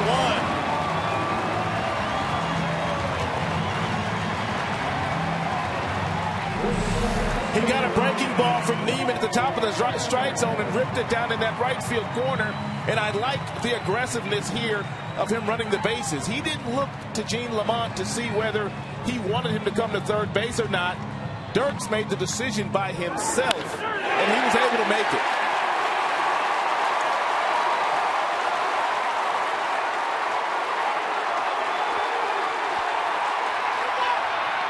Diving into third base, a 3-base hit, and the Tigers have tied this one up. Infield coming in now for the Rays. That is the 3rd Tigers hit of the day. Go ahead run at third base. And Rayburn pops it up, heading back to the seats, and this will get back out of play. Well, just a reminder, as you enjoy a cold one, to look forward to Miller Time later in today's game, brought to you by Miller Lite. Andy Dirks providing the crowd with a little bit of a spark here. It's been kind of a sleepy day up until now. Now Rayburn trying to get him home and give the Tigers their first lead.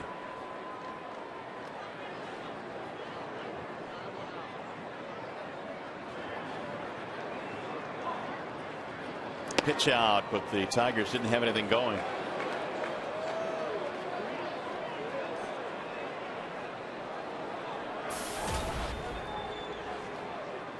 Rayburn hitless in the series. He's 0 for 1 today, 0 for 5 in the set against Tampa. Looking for his first RBI of 2012.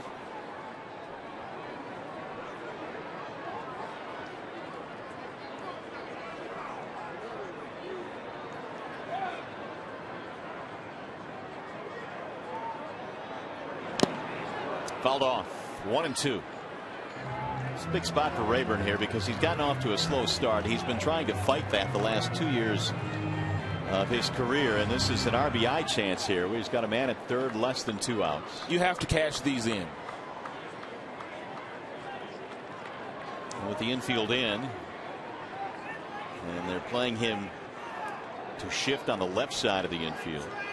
See if he can cash in.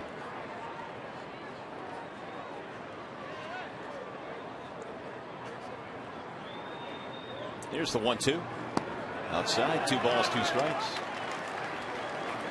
That's the 92nd pitch that Niemann has thrown, and we're only in the 5th inning.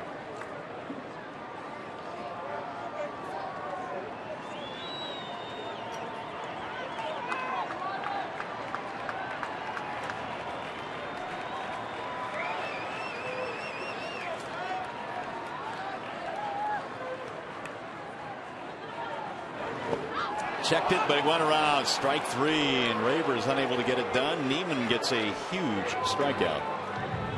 It'll be his 6th this afternoon.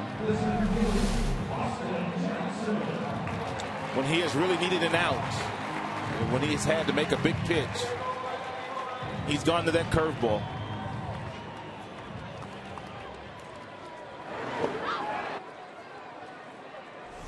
That one came in a really big spot. Now it's going to take a 2-out knock from Austin Jackson. It also allows the Rays to push the infield back with 2 away.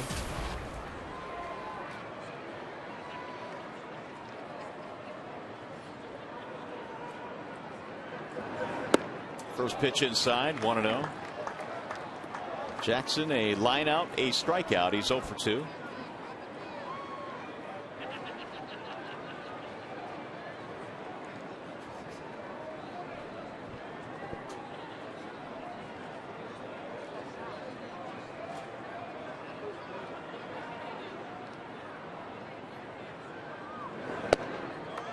Two and 0.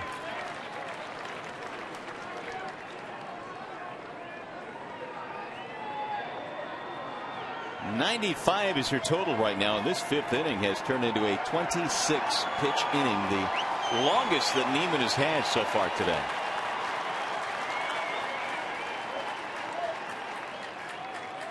Jackson's sitting pretty here on a 2-0 count, and Niemann will step on.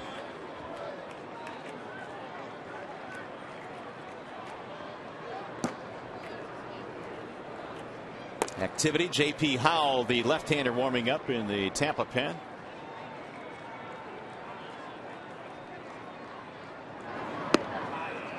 High 3-0. Got the lefty Bosch waiting on deck.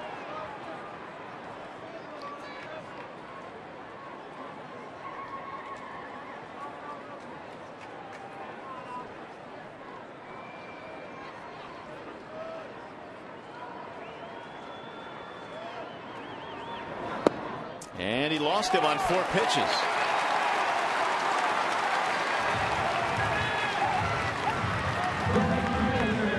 Second walk in the inning.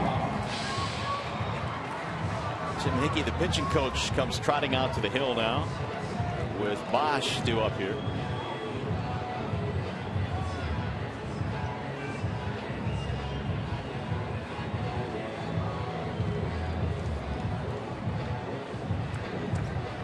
Hey fans, Saturday, April 21st, the Tigers face the Texas Rangers at 1:05 p.m. Don't miss the pregame on-field clinic.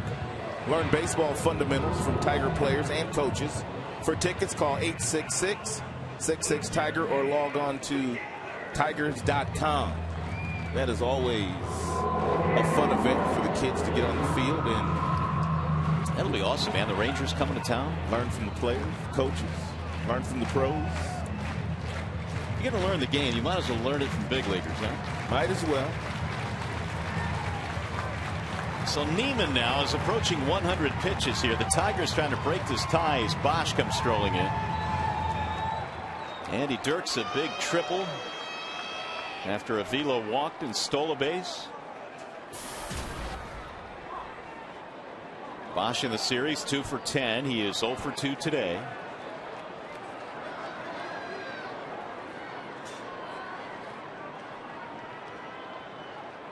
And the runner goes. Jackson on the move with no throw. He'll steal it standing up. It's okay to do that, no problem. Even though it opens up a base. Joe Madden would never walk Brendan Bosch to get to the guy that's in the on-deck circle. Never do that. That would be Cabrera.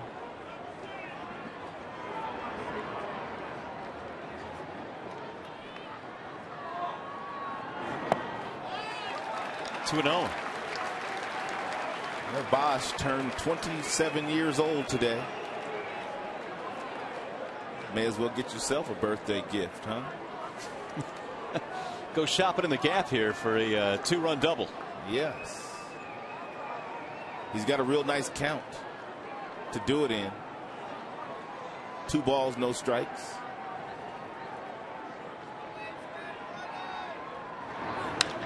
He shoots one toward left field, slicing away from Joyce. Can't get it. Drops in. That'll get 2 runs in. Bosch with a clutch 2-out single, and the Tigers have their first lead. Happy birthday, Brendan Bosch. He took your advice. Well, you can tell that Brendan is concentrating on hitting the ball the other way today. If you watched the ball game yesterday, everything that Shields threw to him, he was grounding out to either the second baseman or the first baseman. So he is concentrating today on allowing the ball to get deep in the strike zone. The last time he was up, he flew out to Matt Joyce in left field. This time, Matt Joyce couldn't catch it. And now Cabrera, as Bosch picks up RBIs 2 and 3 on the season. A 2-run Tigers lead, 3-1. 2 out knocks are golden. Swing and a miss. Niemann has had Cabrera tied up all day in knots. He struck him out looking in the first, struck him out in the fourth. Still batting a hefty .421.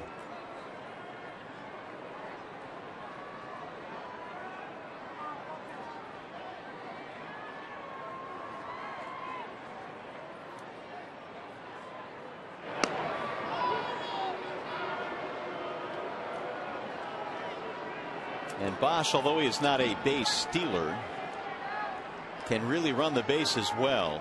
And if Cabrera can find himself a ball to shoot in the gap, Tigers would love to extend this lead. The 0-1 grounded toward third. Longoria behind the bag, and he'll throw to second for the force. Ending the inning, however, the Tigers take the lead.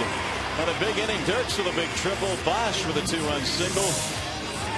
As April in the D rolls out here in the Motor City, the Tigers have their first lead of the day.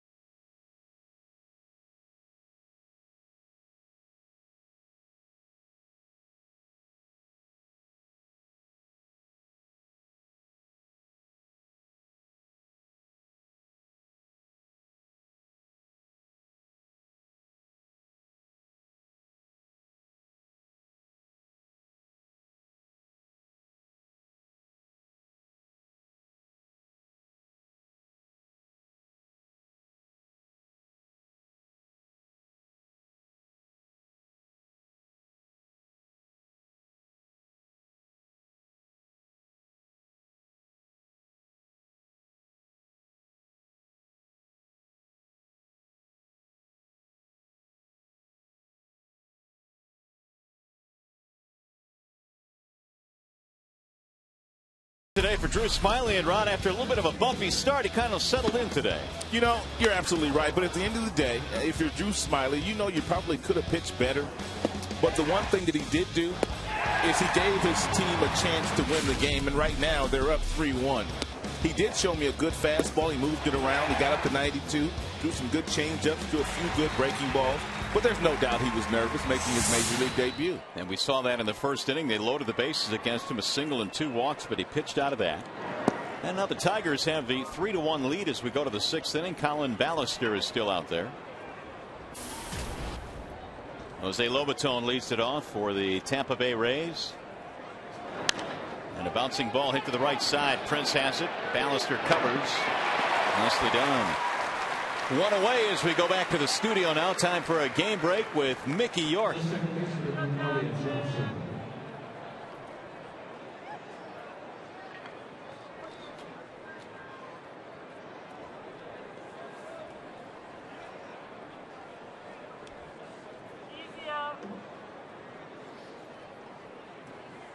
All right, Mickey, thank you. Here it's 3-1 in favor of the Tigers. The Twins are off to a 1-4 start. This may be a long season for them. One of the things that Prince is going to have to learn is his second baseman, whether it be Raymond, whether it be Santiago, how far he can range to his right to make plays. He has shown some really good agility over at first base, has Prince Fielder. Let's take one more look at him. Raymond probably gets to that ball, but Prince figured he would get it, and he knew he could throw the ball to Ballister, led him perfectly to get the out.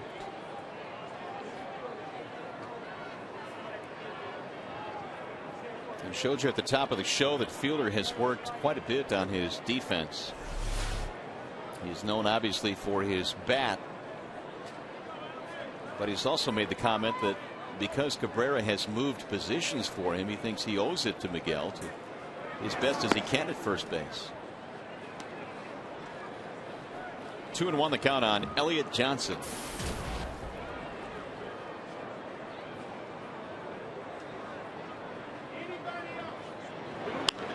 Well, the Rays have to be kicking themselves a little bit today. They have stranded 8 men through the first 5 innings, so they have had opportunities galore. But they've only been able to cash in on the Pena home run, a solo shot.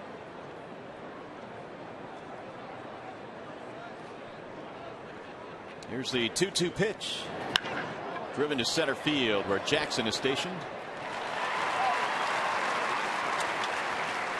Take a look at Prince Fielder in some of his pregame routines. This was yesterday.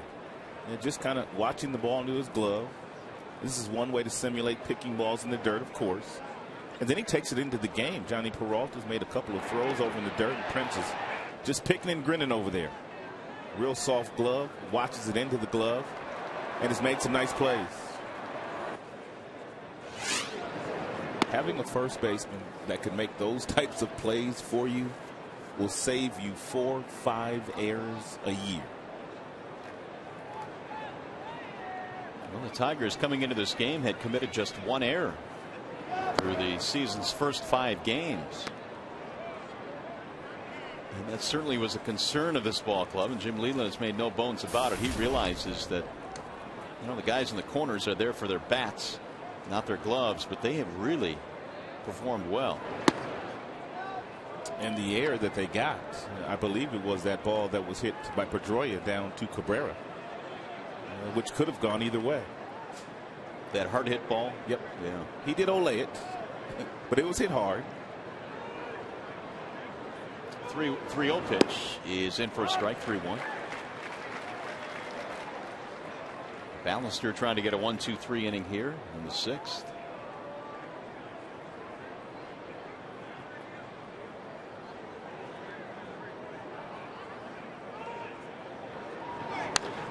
Pulled to first base right at Prince. He'll take it himself. 1-2-3 inning for Colin Ballister. We'll go to the bottom of the 6th.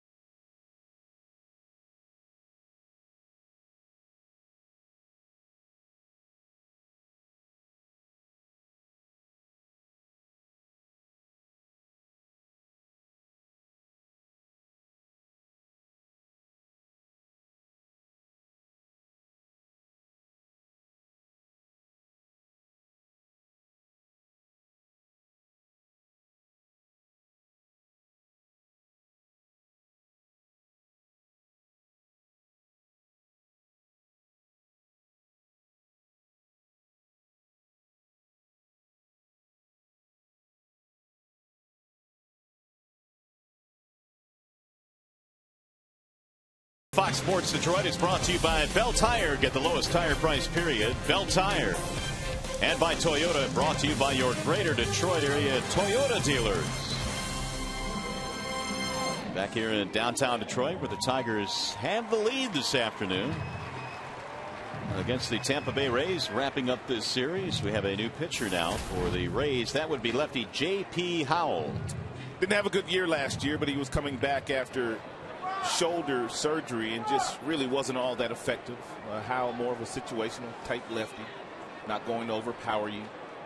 Fastball about 85 miles an hour with a couple different breaking balls.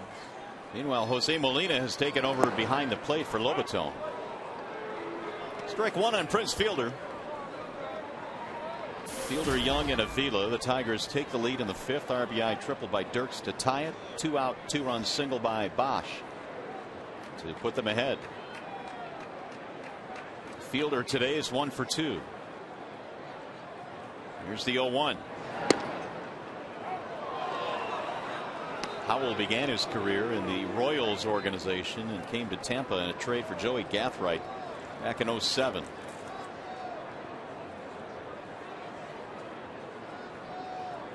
Niemann goes 5, gives way to J.P. Howell.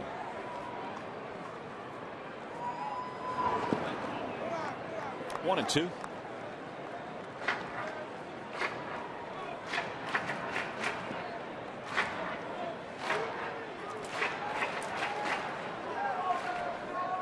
Prince made 3 All-Star teams over in the National League. He also won a couple of Silver Slugger awards.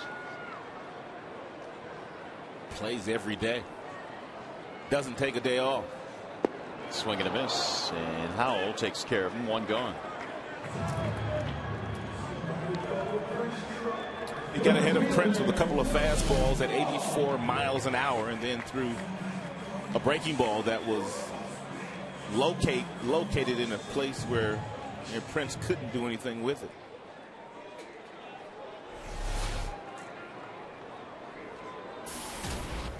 Now right-handed batting, Delman Young.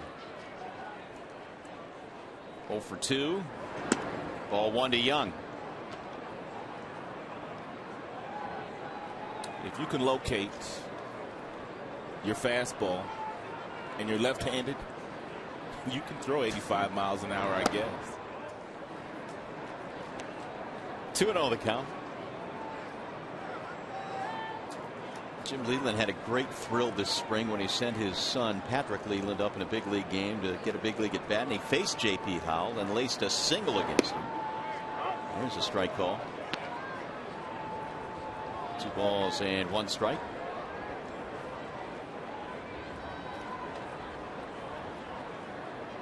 Skipper had a chance to manage his son in spring training.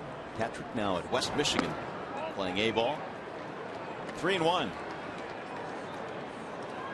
And he's playing what has turned into a premium position because of, I guess, over the past couple of years, a dearth of really quality catching.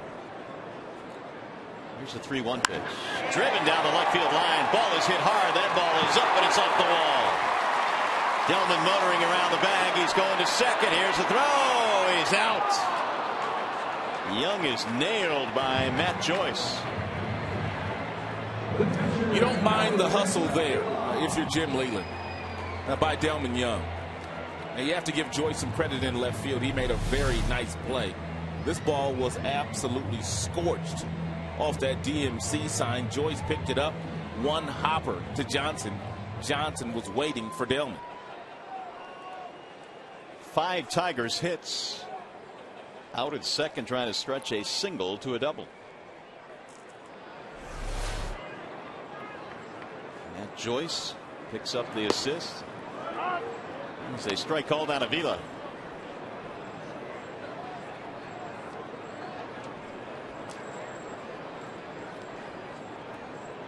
Alex walked to lead off the 5th against Niemann after a steal scored on the triple by Dirks. And he sends this one in the air to shallow right center field, and look out. Both Jennings and Zobrist converge. That's it for the Tigers. We go to the 7th.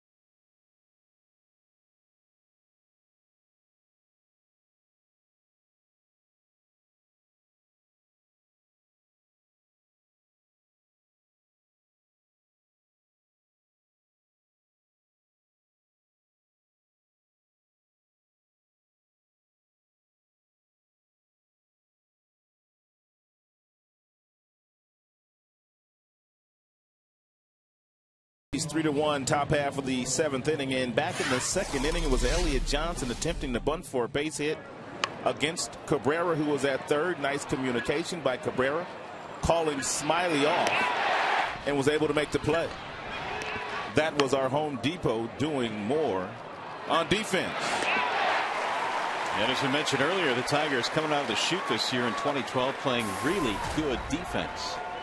And that was the one question mark that so many experts had for the Tigers this year. Would they be able to play defense consistently, make the routine plays, which is really all you ask for. Here is Desmond Jennings against Colin Ballister. Ballister came out of the 5th. He had a 1-2-3 6th. Jennings 0 for 2. Base on balls, did not score in the 1st inning.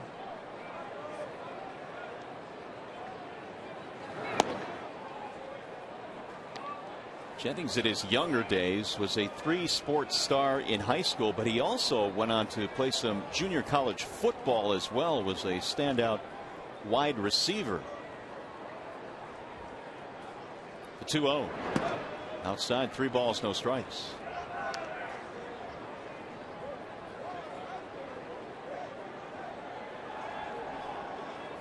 Baseball, football, basketball, the 3 sports that Jennings played in high school. Of course, the Rays used to have Carl Crawford, who was a multi-sport star as well. 3 sports stars in high school are rare now. You have so many guys playing just one sport. They'll get back out of play.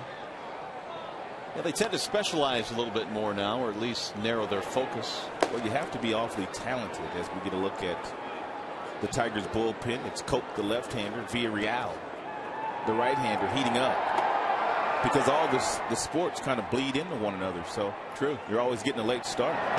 Ooh, he hit him. Ballister hits Jennings.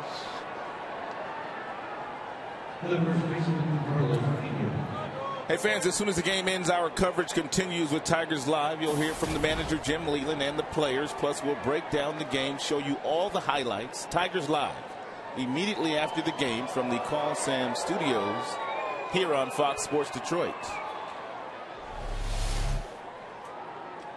And he fell behind him, 3 balls, no strikes, threw a couple of fastballs to get the count full before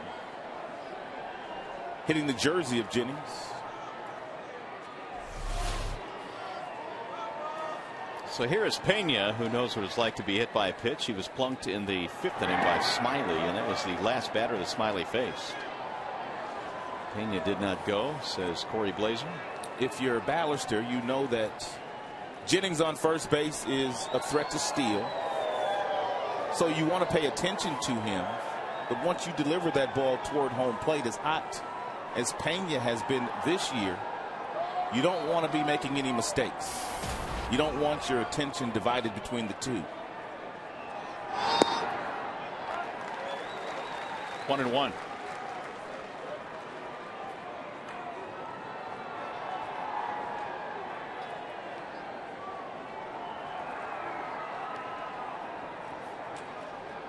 Pena's solo home run turned out to be the only run that Smiley would allow today in his major league debut. Smiley went 4+1 batter in this game. That's low, and it's 2-1.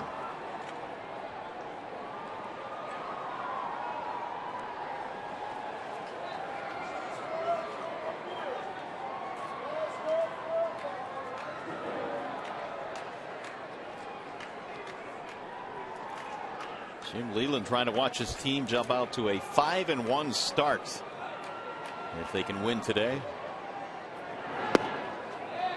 Missed with it. Now it's 3-1.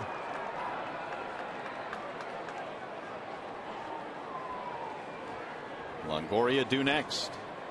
And there he is, lurking in the on-deck circle.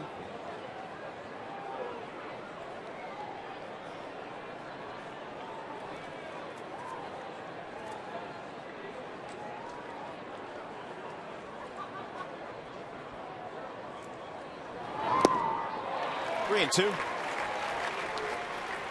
Pena in his first tour of duty with the Rays from 07 to 2010 averaged 36 homers and 102 RBIs in the 4 seasons. I mean, he put up some huge numbers his first go round with the Rays. And that's why when the Rays had a chance to sign him as a free agent after last year, they didn't bat an eye. They knew what Carlos could do.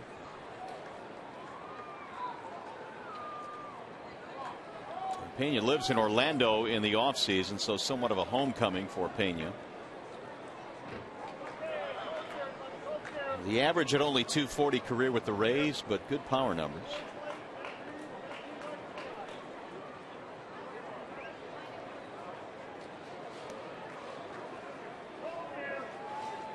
Runner goes, and it's ball 4.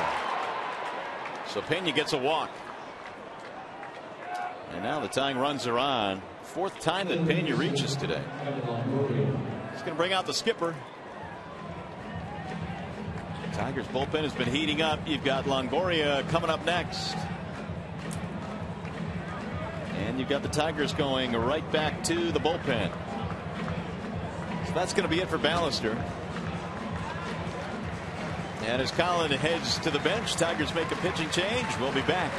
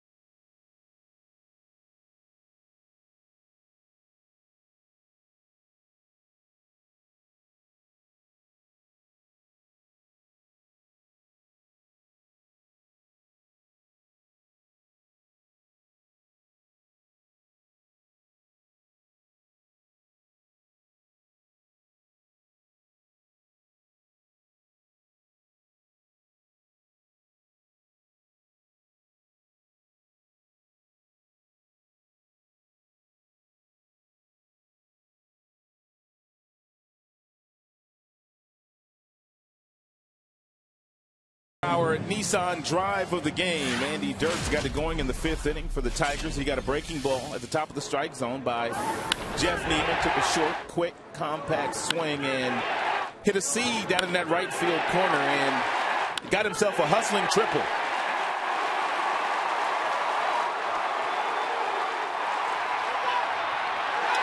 Which, by the way, was Andy Dirks' first career triple. And it came at a perfect time. Tigers have taken the lead. However, that is in jeopardy now as they go to the bullpen, and Brian Villarreal comes out of the pen. Well, Villarreal didn't have great numbers last year, even though he made the opening day roster out of spring training. Electric fastball up to 97, on occasion 98 miles an hour. And his slider much improved from last year. Might not be all bad to start Longoria off with a slider. And it's rolled left side of the infield and through. Base hit. Jennings coming to third. He was stopping. Now they send him home. And the throw is tardy. It's an RBI single for Evan Longoria. Kind of surprised that he did not throw a first pitch slider to Longoria. Longoria, he feasts on fastballs. He hit a Verlander fastball at 100 miles an hour in that same spot yesterday.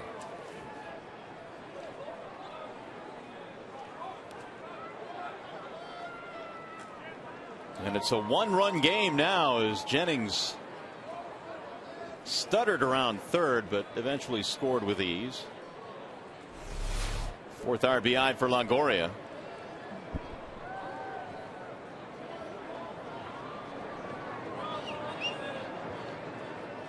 Here's Keppinger now.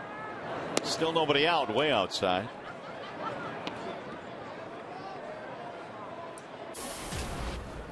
Hit batter and a walk start of the inning, and the Rays have capitalized. Each side down with 5 hits.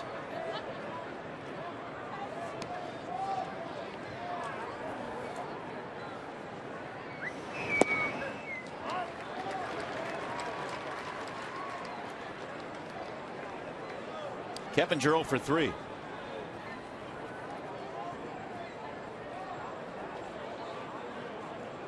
Pena and Longoria the base runners.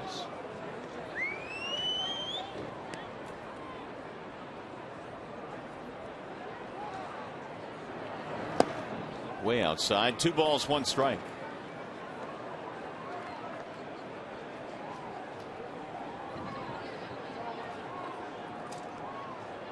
Villarreal, when he was sent down to AAA after starting the season with the Tigers, made 10 starts at Toledo. Soft liner to short, and they might get a double play. They do. Oh, that came in handy.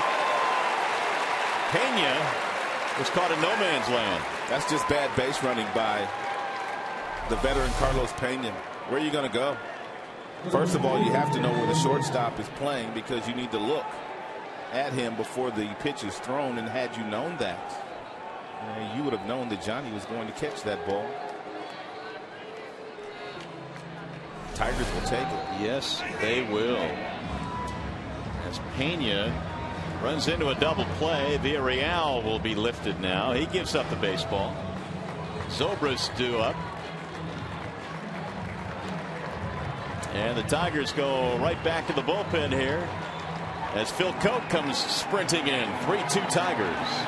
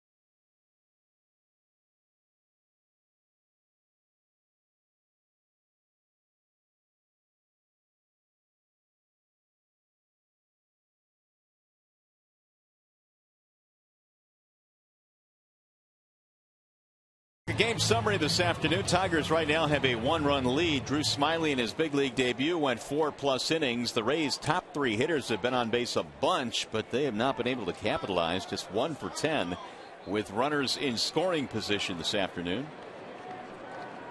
And now with 2 outs and a man at first base, Phil Koch takes over for Detroit. Apparently Jim must feel like this is Zobrist's weaker side, therefore going to his bullpen to bring in Phil Koch to turn him around to batting right-handed. Zobrist in this game, a strikeout and a flyout. He was walked intentionally back in the 5th. 2 for 13 career against Mr. Koch.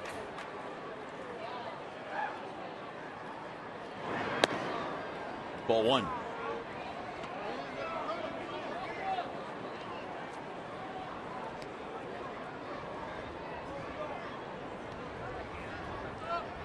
Phil Koch, the late inning left-hander that Jim Leland likes to use. He has been a valuable weapon coming out of the Tigers bullpen. Swing and a miss. He was given an opportunity to start last year, and it was pretty much a mixed bag for Phil before they finally sent him back to the pen. Yeah, things just didn't go well for him as a starter.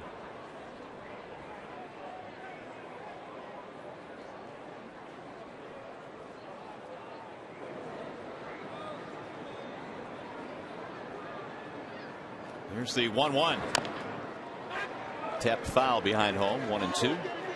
Phil was one of those guys that sprints out of the bullpen like his hair's on fire.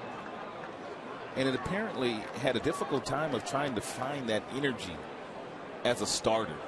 No problem as a reliever, but when he was starting, just didn't seem to have that same type of intensity that he brings when he comes out of that bullpen. Well, I would think you probably have to have the mindset that you have to be a little bit more even keeled to get through multiple innings as opposed to just letting it all hang out as a reliever, as he just did right there, and he eats up Ben Zobrist. So he comes out of the pen, big strikeout, and the Rays have to settle for 1 run here in the 7th. We go to the stretch.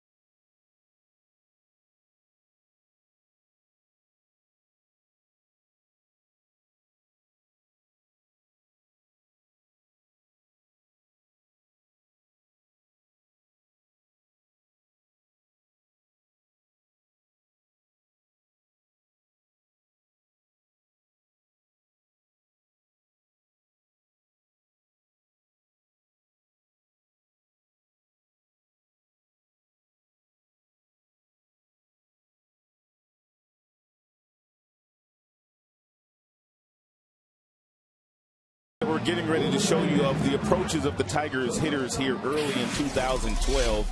All these are the opposite way. You have to trust yourself. You have to let the ball get deep in the strike zone.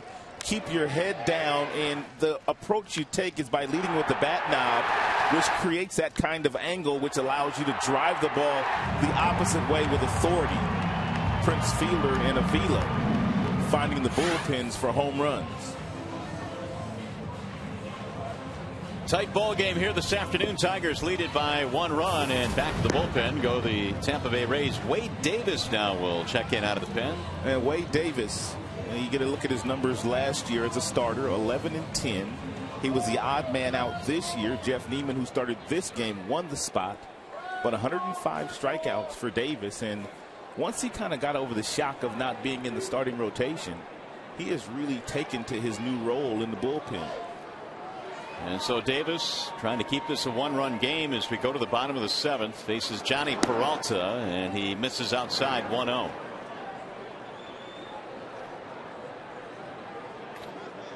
Vila today had the big walk and the run scored after stealing a bag in the 5th. 1 ball, 1 strike. Peralta, then Dirks, and then Rayburn here in the 7th.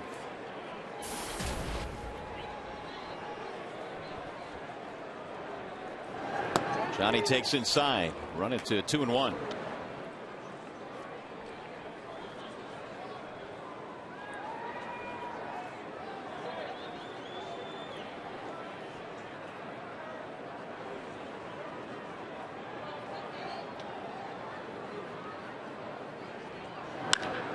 drilled to center field. Base hit. He hammered that thing right back up the middle.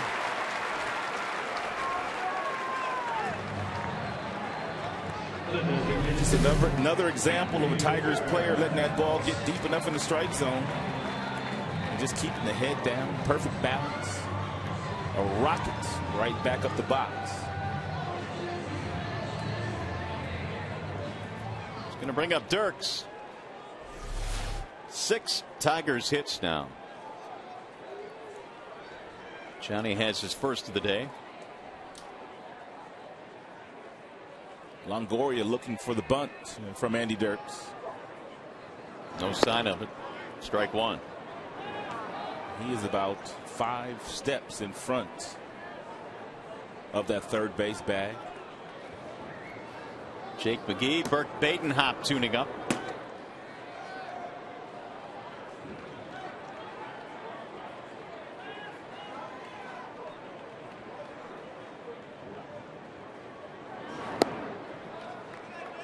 One and one.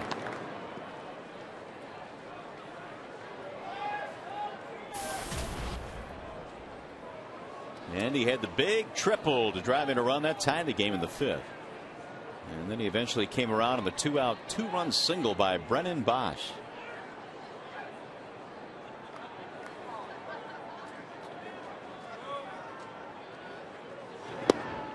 There's a strike. 1 and 2. Wade Davis does that James Shields little crouch as he looks at the runner at first base. Yeah, he does. Very similar.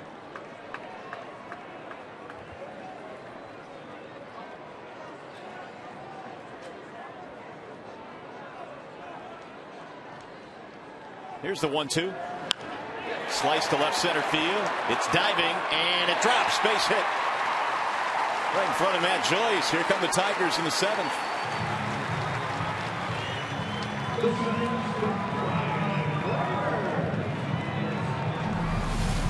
Andy Dirks has had a nice day. He has tripled and driven in one and fights off an elevated fastball at 93 for another base hit.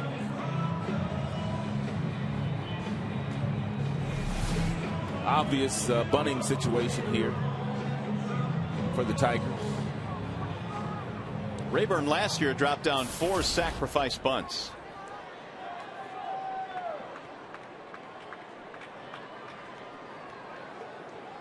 Ryan 0 for 2 today.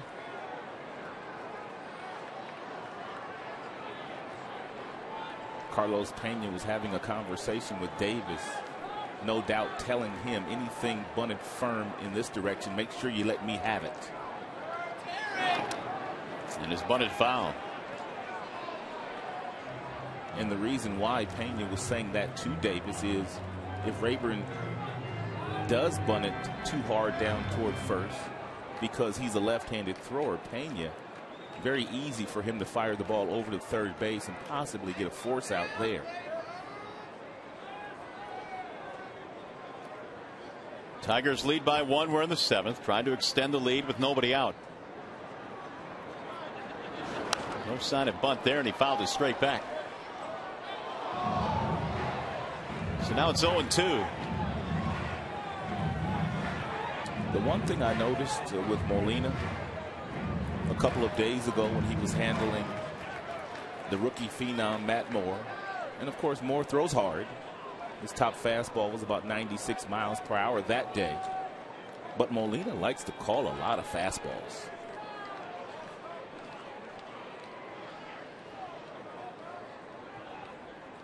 Now the 0-2. 1 ball, 2 strikes. Molina didn't even put a sign down on that 0-2 delivery. Went out and verbally gave the pitch that he wanted Wade to throw.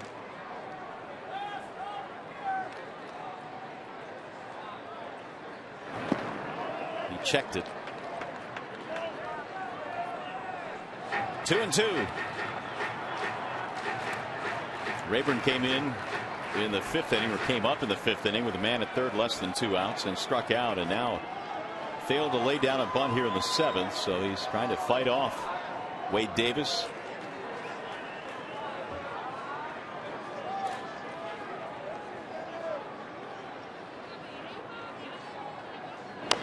And he taps one right back over the mound. The barehanded play by Rodriguez. Nice. Do or die. He came in, he grabbed this ball in the palm of his hand. He transferred for the fingertips and flipped it over to Pena to get the out. Great concentration. There's the palm, gets it to the fingertips. So Rayburn finds a way to get the runners moved up. Here comes the pitching coach Jim Hickey now to have a little confab on the hill. The Tigers have runners at second and third. They'll have Jackson up.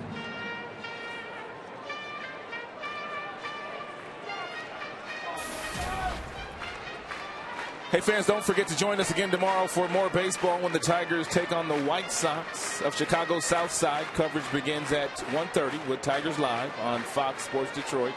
That's Tigers baseball tomorrow at 1:30 on Fox Sports Detroit. It's going to feel kind of odd going to the South Side of Chicago and no Ozzie Guillen. It'll be a little quieter, and we know that. A little more sedate at the ballpark. But that's okay. Robin Ventura, their new manager. So here's Jackson now with the infield drawn in. 3-2 Tigers. We're in the seventh. And Jackson today with a walk and a run scored, plus a steal. Molina blocks it. Although I have a feeling that Ozzie Guillen's going to be a little bit more quieter in the remainder of his career as a big league manager. Very good point. At least for a while.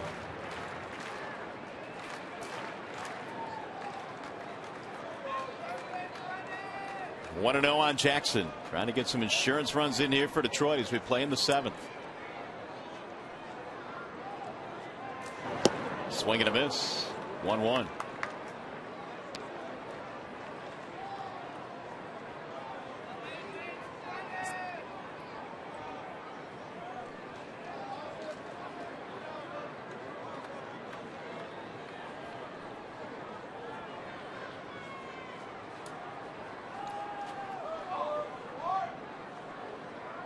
The 1-1 pitch.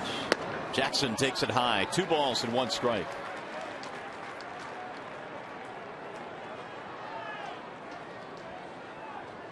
Bosch is due up next. That's McGee, the left-hander, who pitched in the first game.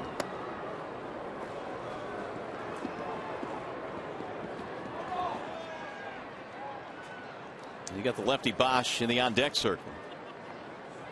Davis wants his catcher Molina to reshuffle the signals.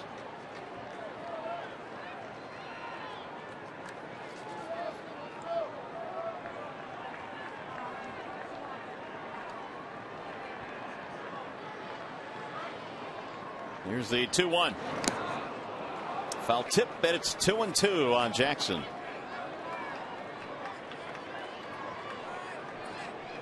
The Rays in this game have stranded 9. The Tigers have stranded only 3. They did not score until they got all 3 of their runs in the 5th. The Tigers, that is.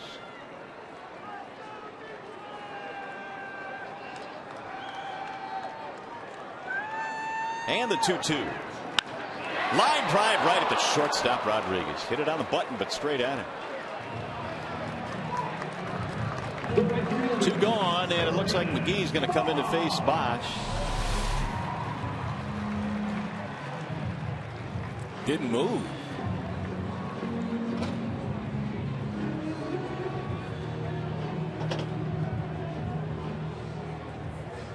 Supposed to hit him where they ain't, but that time Rodriguez didn't have to move at all. So that's going to be it for Davis. They'll go back to their bullpen. Well, we were chatting about how the next road trip, or the first road trip as it is coming up for the Tigers. And here's the upcoming pitching matchup presented by Gordon Chevrolet as McGee comes trotting in. Tomorrow it'll be Max Scherzer and Jake Peavy. That's a good matchup tomorrow afternoon. And I talked to Max today, Rod. He says, I'm feeling fine. I'm getting over the infection, I guess, that he had, a sinus infection, and he should be good to go. Max didn't pitch very well in his first start of the year. Just 2 2/3, 7 earned runs. Just was out of sync. The fastball was out of the strike zone. Didn't have the kind of command that he would have liked to have. So you know he has been chomping at the bit to get back out there. A couple of days ago, it didn't look like he might make that start or would have a chance to make that start, but he's gotten better. Avila had a sinus infection as well. Yeah. It's been making its rounds through the Tigers clubhouse. Leland is still ill. With the numbers on Jake McGee. Good fastball. Anywhere from 94 to 96 miles an hour. And if you're Bosch, you know more than likely you're going to get a few good firm fastballs and you're going to get some strikes because you've got tremendous protection in number 24 who hits behind you. Jake McGee came on in the first game in this series to face Bosch in the 7th inning of that game and got him to line out to left field before he gave up a couple of hits and departed in the 8th.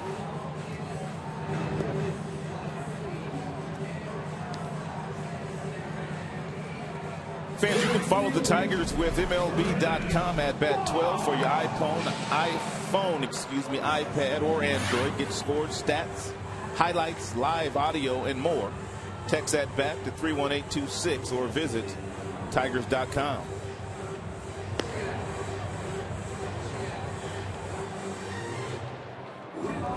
This, of course, is a situation that has not bothered Bosch in his career. He'll get another chance at a lefty here.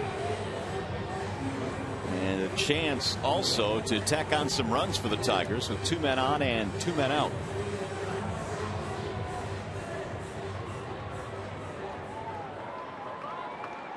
He came through with a big 2-out hit back in the 5th. Can he do it again? .318 against lefties lifetime.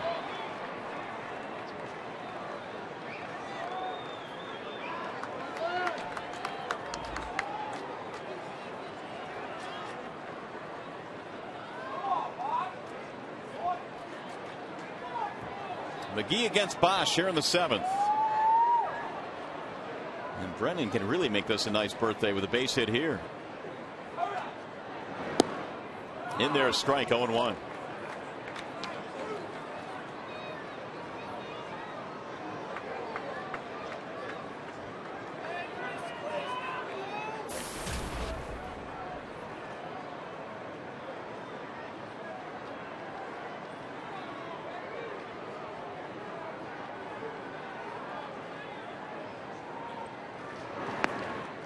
Molina down to stop that one. 1 ball, 1 strike.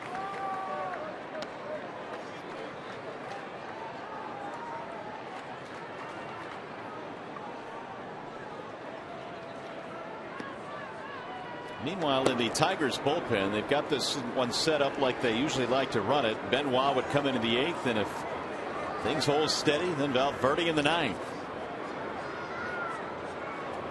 Benoit's been throwing for a while, so he's good to go. And he'll be ready for the top of the 8th.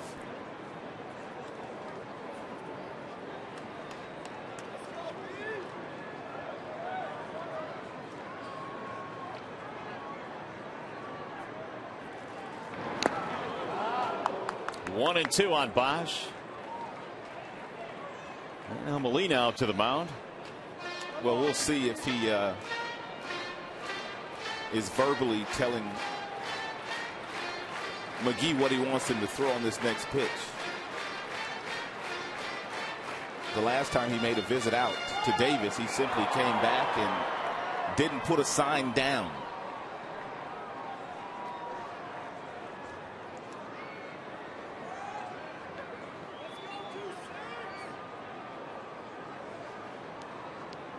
One and 2.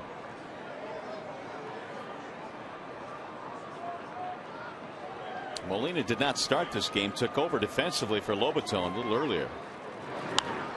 And he fights one on. That is a good fastball there. 97 from the left side. They got 3 left-handers in their rotation that have 97 and above fastballs. Price, Moore, and this cat here, McGee. That's rare. It's pretty imposing.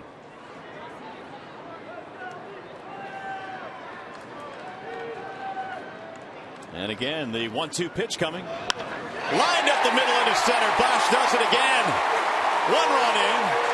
Jennings will get it back in. Tardy 2-run score. And Brennan Bosch again with 2 outs. Having himself a big-time birthday today. He needs to give Cabrera a little credit for that RBI. Because McGee just came after him with fastball after fastball. And finally, Brennan caught one that was up. And he centered it and hit a rocket right back up the middle. How about that? 4 RBIs on your birthday. And they were both with 2 outs. Both of his hits. Tigers extend the lead to 5-2. Here's Cabrera.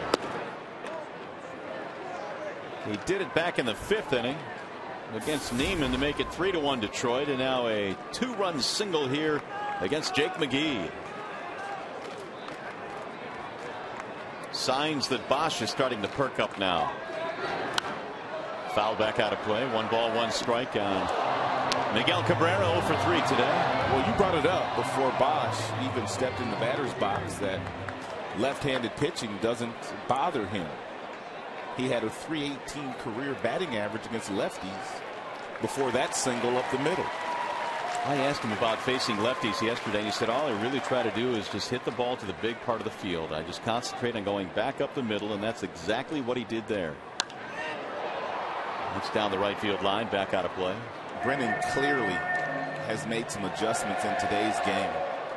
Yesterday, grounded out 3 times to the right side of the infield in front of every breaking ball that James Shields threw him.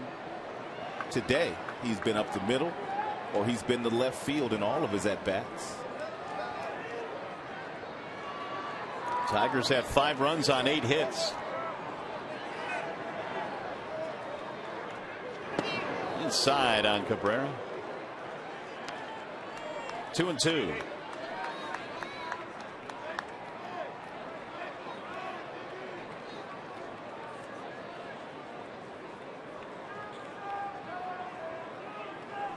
Davis started the inning, gave up 2 singles, picked up a couple of outs, but McGee gives up the big hit.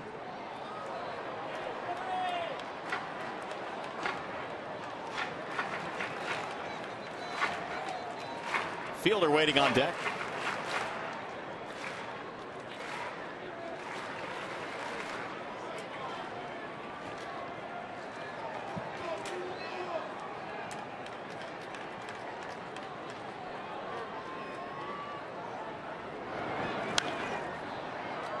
That'll get back out of play down the right field line. 2-2 as again McGee comes in at 95 miles an hour. Second time in the series the Tigers have gotten to McGee. They did it in the first game. Fielder had an RBI single against him in the 8th.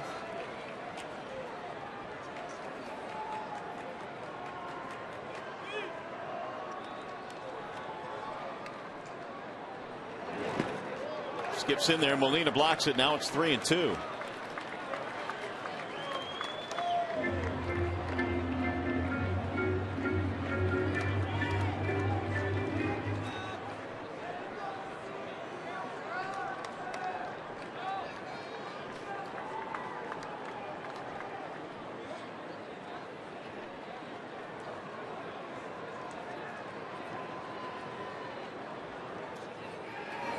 Runner going, and it's grounded foul. Bosch will head back. We'll start him up again.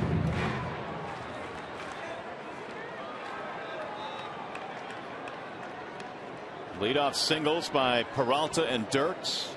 The Rayburn ground ball advanced him. With 2 outs, Bosch rips one back up the middle. High towering fly ball right field. Zobrist is under it to end the inning. Big inning it is. Tigers score 2 more, and you're watching Tigers baseball on Fox Sports Detroit, presented by Bell Tires.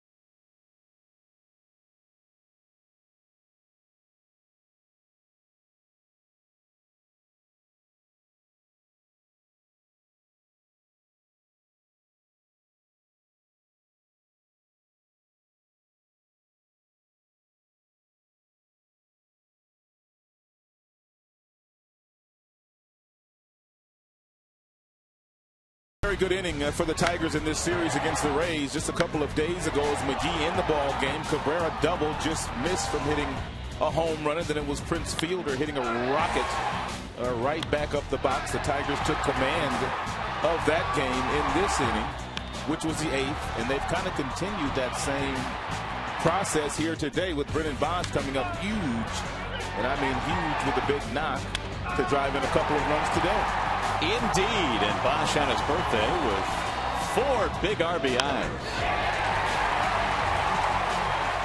It's almost as if they got to stop bringing in lefties to face him. That's how good he's been. He's going to get a lot to hit, with Cabrera hitting behind him this year. If he's batting second all year long, there's going to be lots of opportunities for Bosch to swing the bat. Meanwhile, the Tigers have gone back to the bullpen, and they will have Joaquin Benoit come in now to pitch in the 8th inning.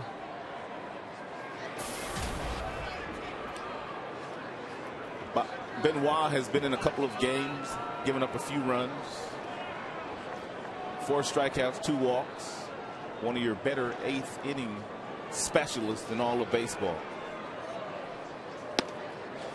So much of the attention was paid to Papa Grande last year because he was 49 of 49, a very dynamic performer with his dances and all that kind of stuff. But this guy just comes out and rolls through the 8th inning and sets him up every night, and does it in a very quiet manner.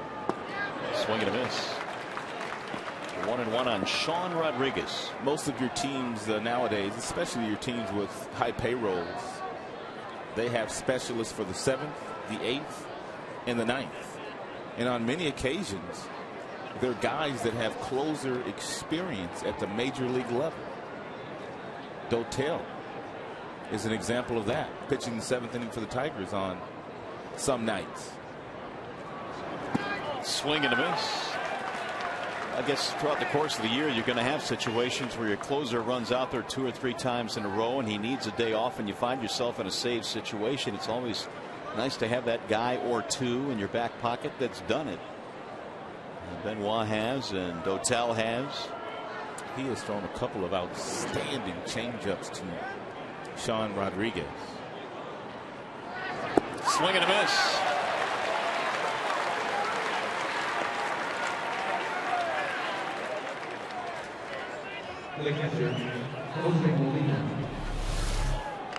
Take a look at how he grips this ball. You can't really see it from that angle, but he holds it like a fork ball. He calls it a Vulcan changeup. It's not a circle changeup. It's got some action to it too. The key to throwing that real good changeup. Molina hits a fair ball down the left field line. It'll go to the corner. And he'll rumble into second base with a 2-base hit. Is he rumbling? Rumbling and stumbling and picking up some dirt.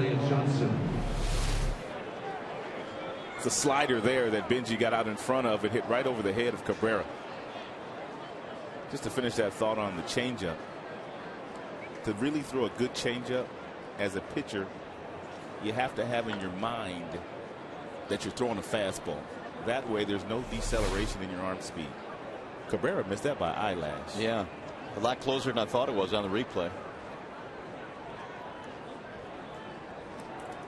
Here's Elliott Johnson.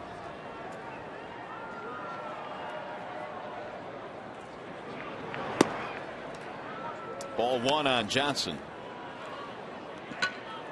0 for 2 with a walk in this game. 5-3 or 5-2, I should say, in favor of the Tigers. A 3-run lead here as we play in the top of the 8th.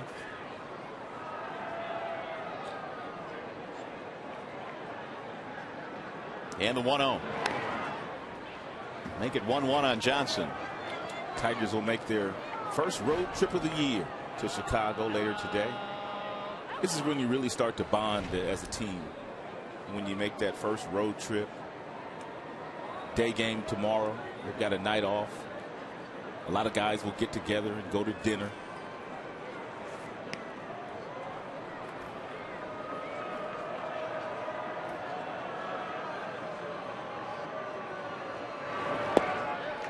Chicago is that perfect first town to gather for dinner. Well, they've got some nice spots. course, the bonding culminates at the end of the year on one of the final road trips when they dress up all the rookies. That is the ultimate bonding experience for the young guys. I'm sure the rookies look forward to that. Yeah, I'm sure they do.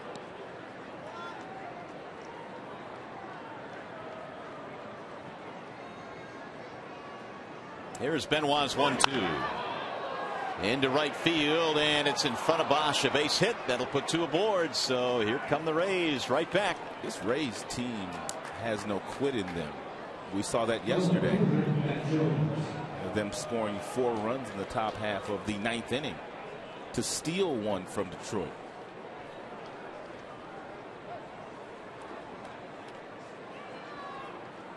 So Valverde is up in the Detroit bullpen.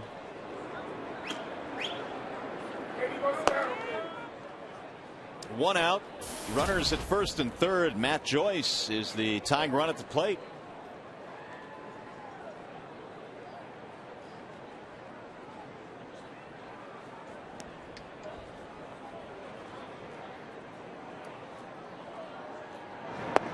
Checked it, but went around. Strike 1.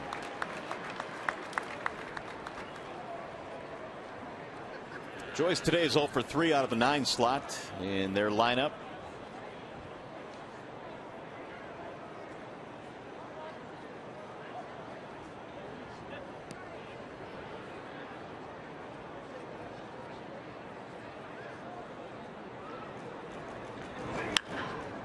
Fly ball toward left.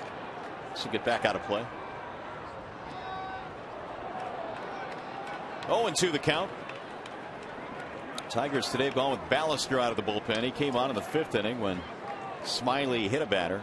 Drew's big league debut lasted 4 + 1 batter. Then Villarreal, then Koch, and now Benoit here in the 8th. Ballister is the pitcher of record as we speak.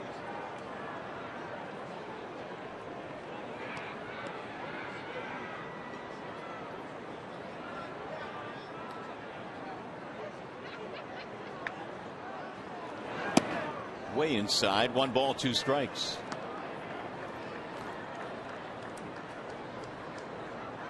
Nine men left on base in this game for Joe Maddon's team. A multitude of opportunities early. They left the bases loaded against Smiley. Had him on the ropes in the very first inning, but could not score against him.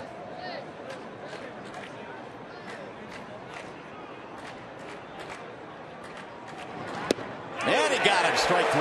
Joyce is punched out of there. Joyce must have been looking for something else, or else he wouldn't have taken that fastball right down the middle.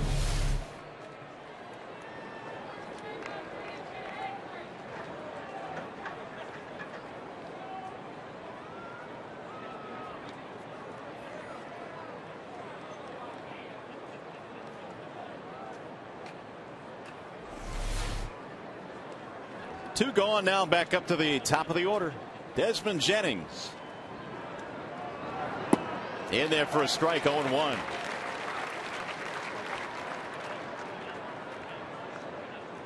Jennings on base twice in this one. A walk and hit by a pitch. 3 for 10 in the series against Detroit.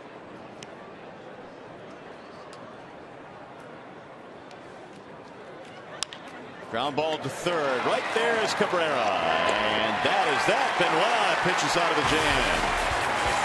No runs, 2 hits, 2 left.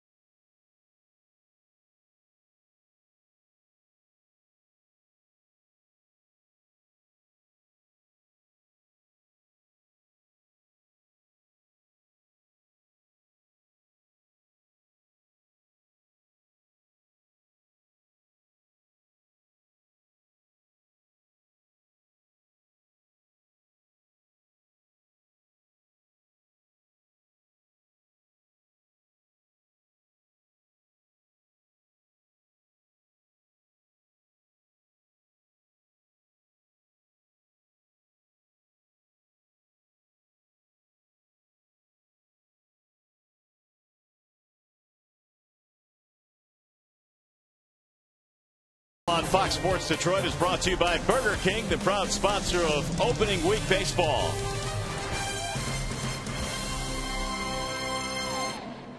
Well, the Tigers looking for some add-on runs as we go to the bottom of the 8th inning. They have a 3-run lead. 5-2 is our score. They've out-hit the Rays 8-7 in this one. And Joel Peralta now is the new pitcher for Tampa Bay. Peralta features a pretty firm fastball, low 90s, also a slider, a forkball, and a curveball. And his split-fingered fastball, it doesn't really have a whole lot of tumble to it. It acts more like a changeup. More often than not, when he throws that pitch, they stay up in the strike zone. The native of the Dominican Republic gets ready to go to work now. He will face Prince Fielder to start things off here in the 8th. Fielder, Young, Avila.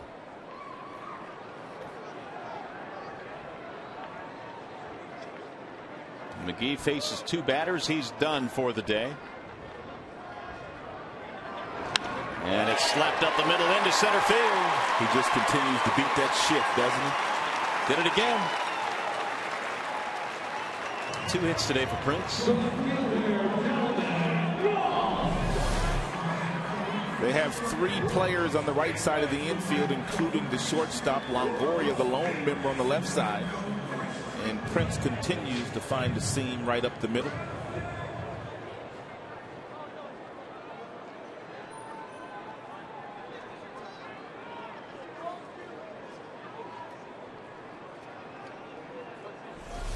Here's Delman Young.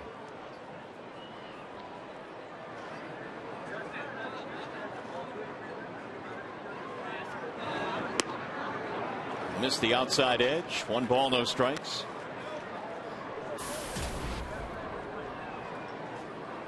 Delman today 1 for 3. He's had 3 hits in the series, and the average now at an even .300 for the year.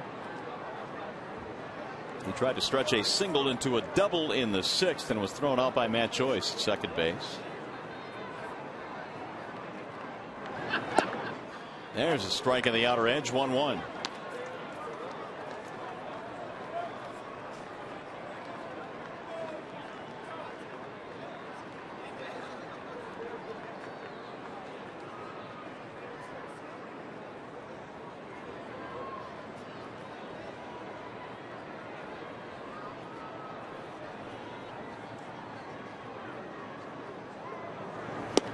Big swing there by Delman. 1 ball and 2 strikes.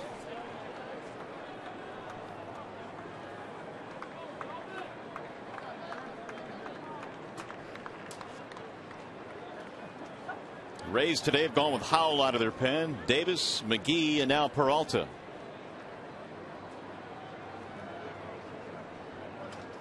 Tigers 3 outs away from winning 5 of 6 on this season opening homestand against Boston and the Rays. Swing and a miss, and down he goes. First strikeout for Peralta.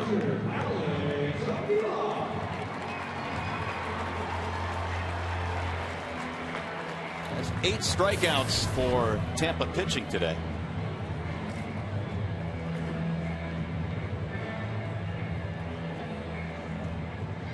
Here is Avila. Walked, stole the base, scored a run in the 5th. Tigers were held off the board by Jeff Niemann, the starter, until they got 3 in the 5th inning. And it was Avila's leadoff walk that got it rolling.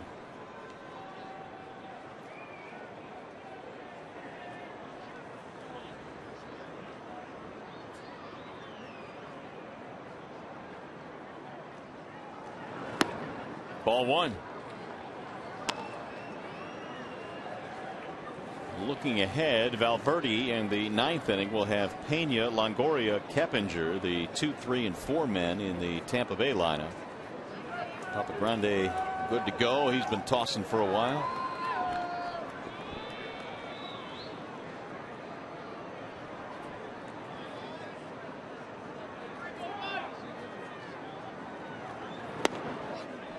High, ball 2.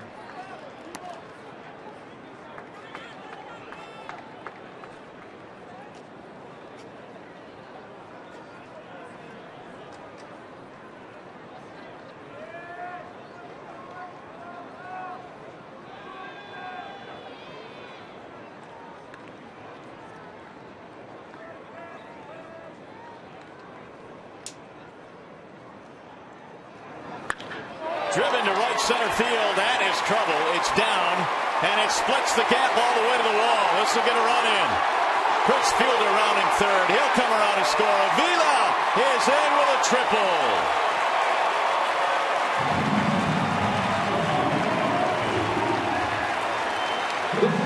Alex is picking up right where he left off.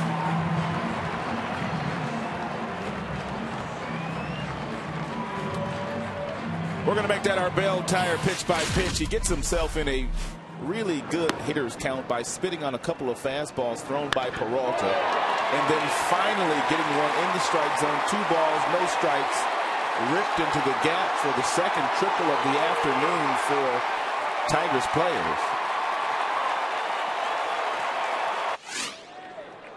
And a 6-2 lead. The Tigers now have posted 10 hits on the board. Here's Johnny Peralta. And he shoots one foul back out of play.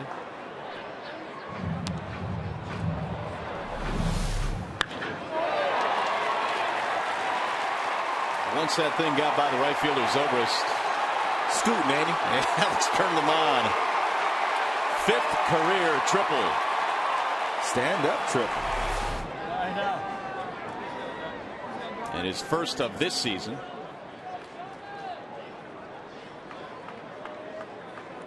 Catchers aren't supposed to hit triples. That's pulled foul. Here at Comerica Park, you have a chance.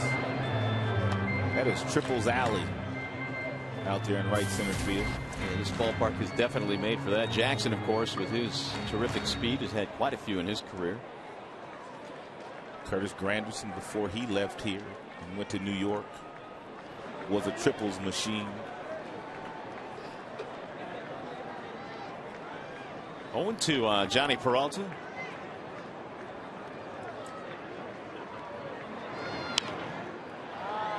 In the air, middle of the diamond, and caught by Elliott Johnson. That's 2 gone now. Holding at third is Avila.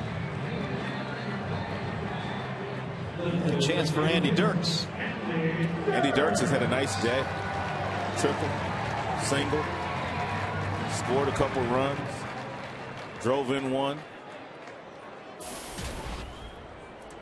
Nice day indeed for the Tigers designated hitter.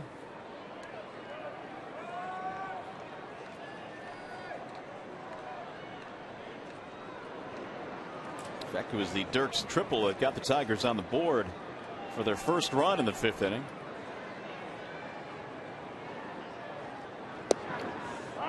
Bender in there for a strike. 0-1. Bosch just had the biggest day, though. A couple of 2-out, 2-run singles leading the Tigers offense. The Rays in this game, by the way, have stranded 11 men on base in this game.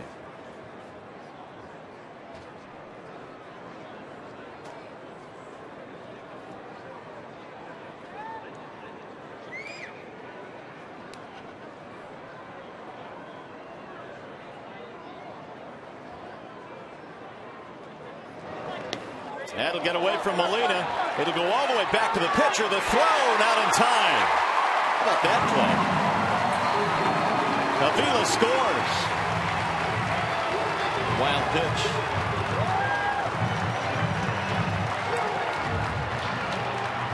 Peralta almost had a chance to throw him out. What did it hit? Must have hit the shin guards of Molina as he got down the block. It kicked right up in the air. Hustling play by Peralta, throwing off balance. Had that throw been on the other side of the plate, and had Benji not had to reach back in the direction that he had to reach for it, they may have gotten the out. It was that close. Ground ball right side. Johnson scoops it up. And the Tigers add 2 more. We're headed to the 9th.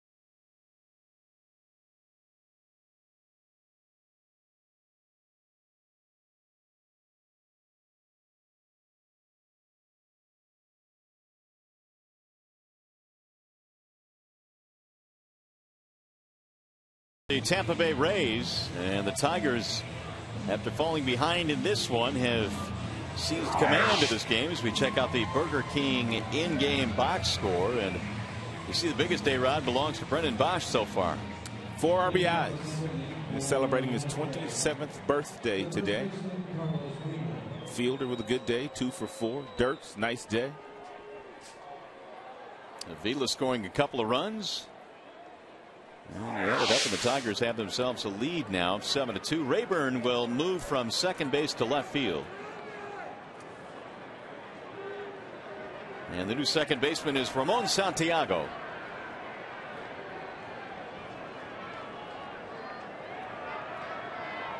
And Jose Valverde will come in, and he will face Carlos Pena to lead things off here in the ninth. 7 runs, 10 hits for Detroit.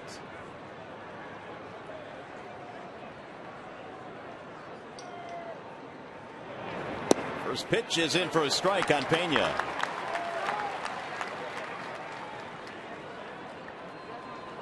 Big day for Pena, on base 4 times this afternoon. 2 walks, or make it 1 walk, a hit batter, and 2 hits, homer and a single. As you scope out the numbers on Valverde in the early going. 4th appearance.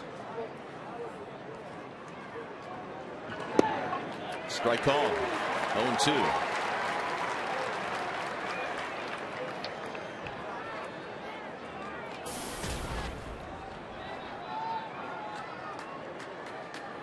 .450 batting average for the year now for Pena.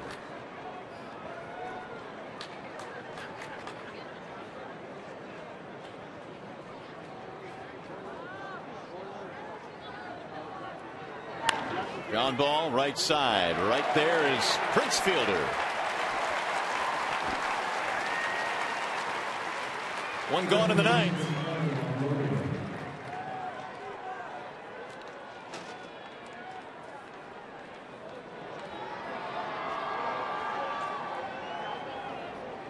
Here's Evan Longoria. Longoria's 1-for-1 career against Valverde, and that one is a homer.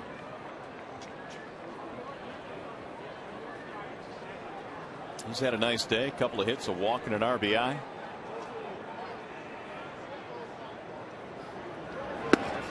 Valverde missing inside, 1-0. Tigers have 3 coming up in Chicago. Meanwhile, Tampa will head to Boston to play the Red Sox.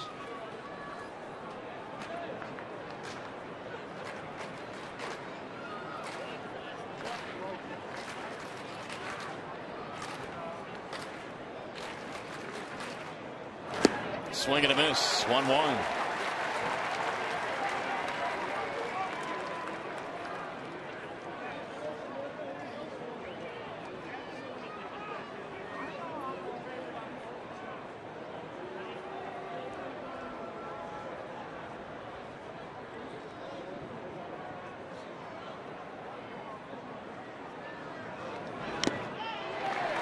One and 2 on Evan Longoria.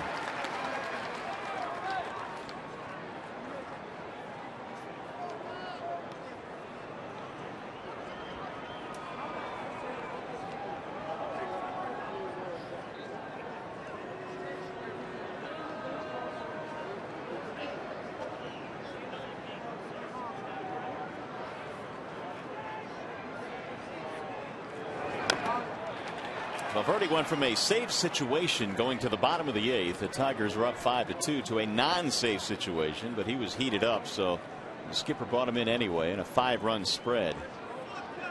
And it was these types of situations last year that Valverde struggled a bit, the non-save situations.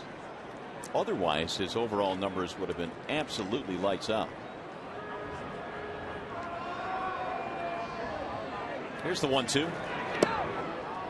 2-2 on Longoria. I'm sure a lot of pitching coaches would like to figure out why so many closers don't pitch well in non-save situations. There's a lot of guys across the league that, for whatever reason, that game is not on the line. They're not at their best.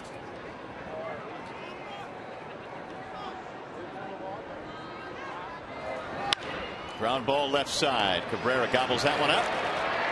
In time for the out. 2 gone.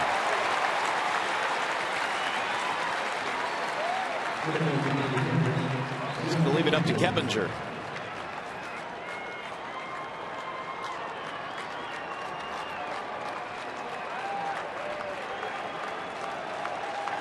For 4 for Keppinger.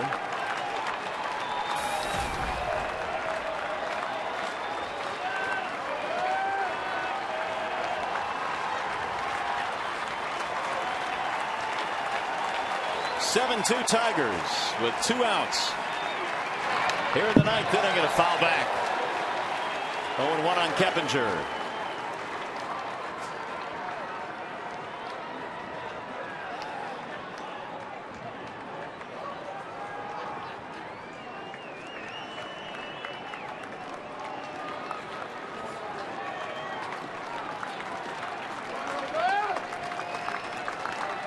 And Valverde ready with the 0-1. Here it is.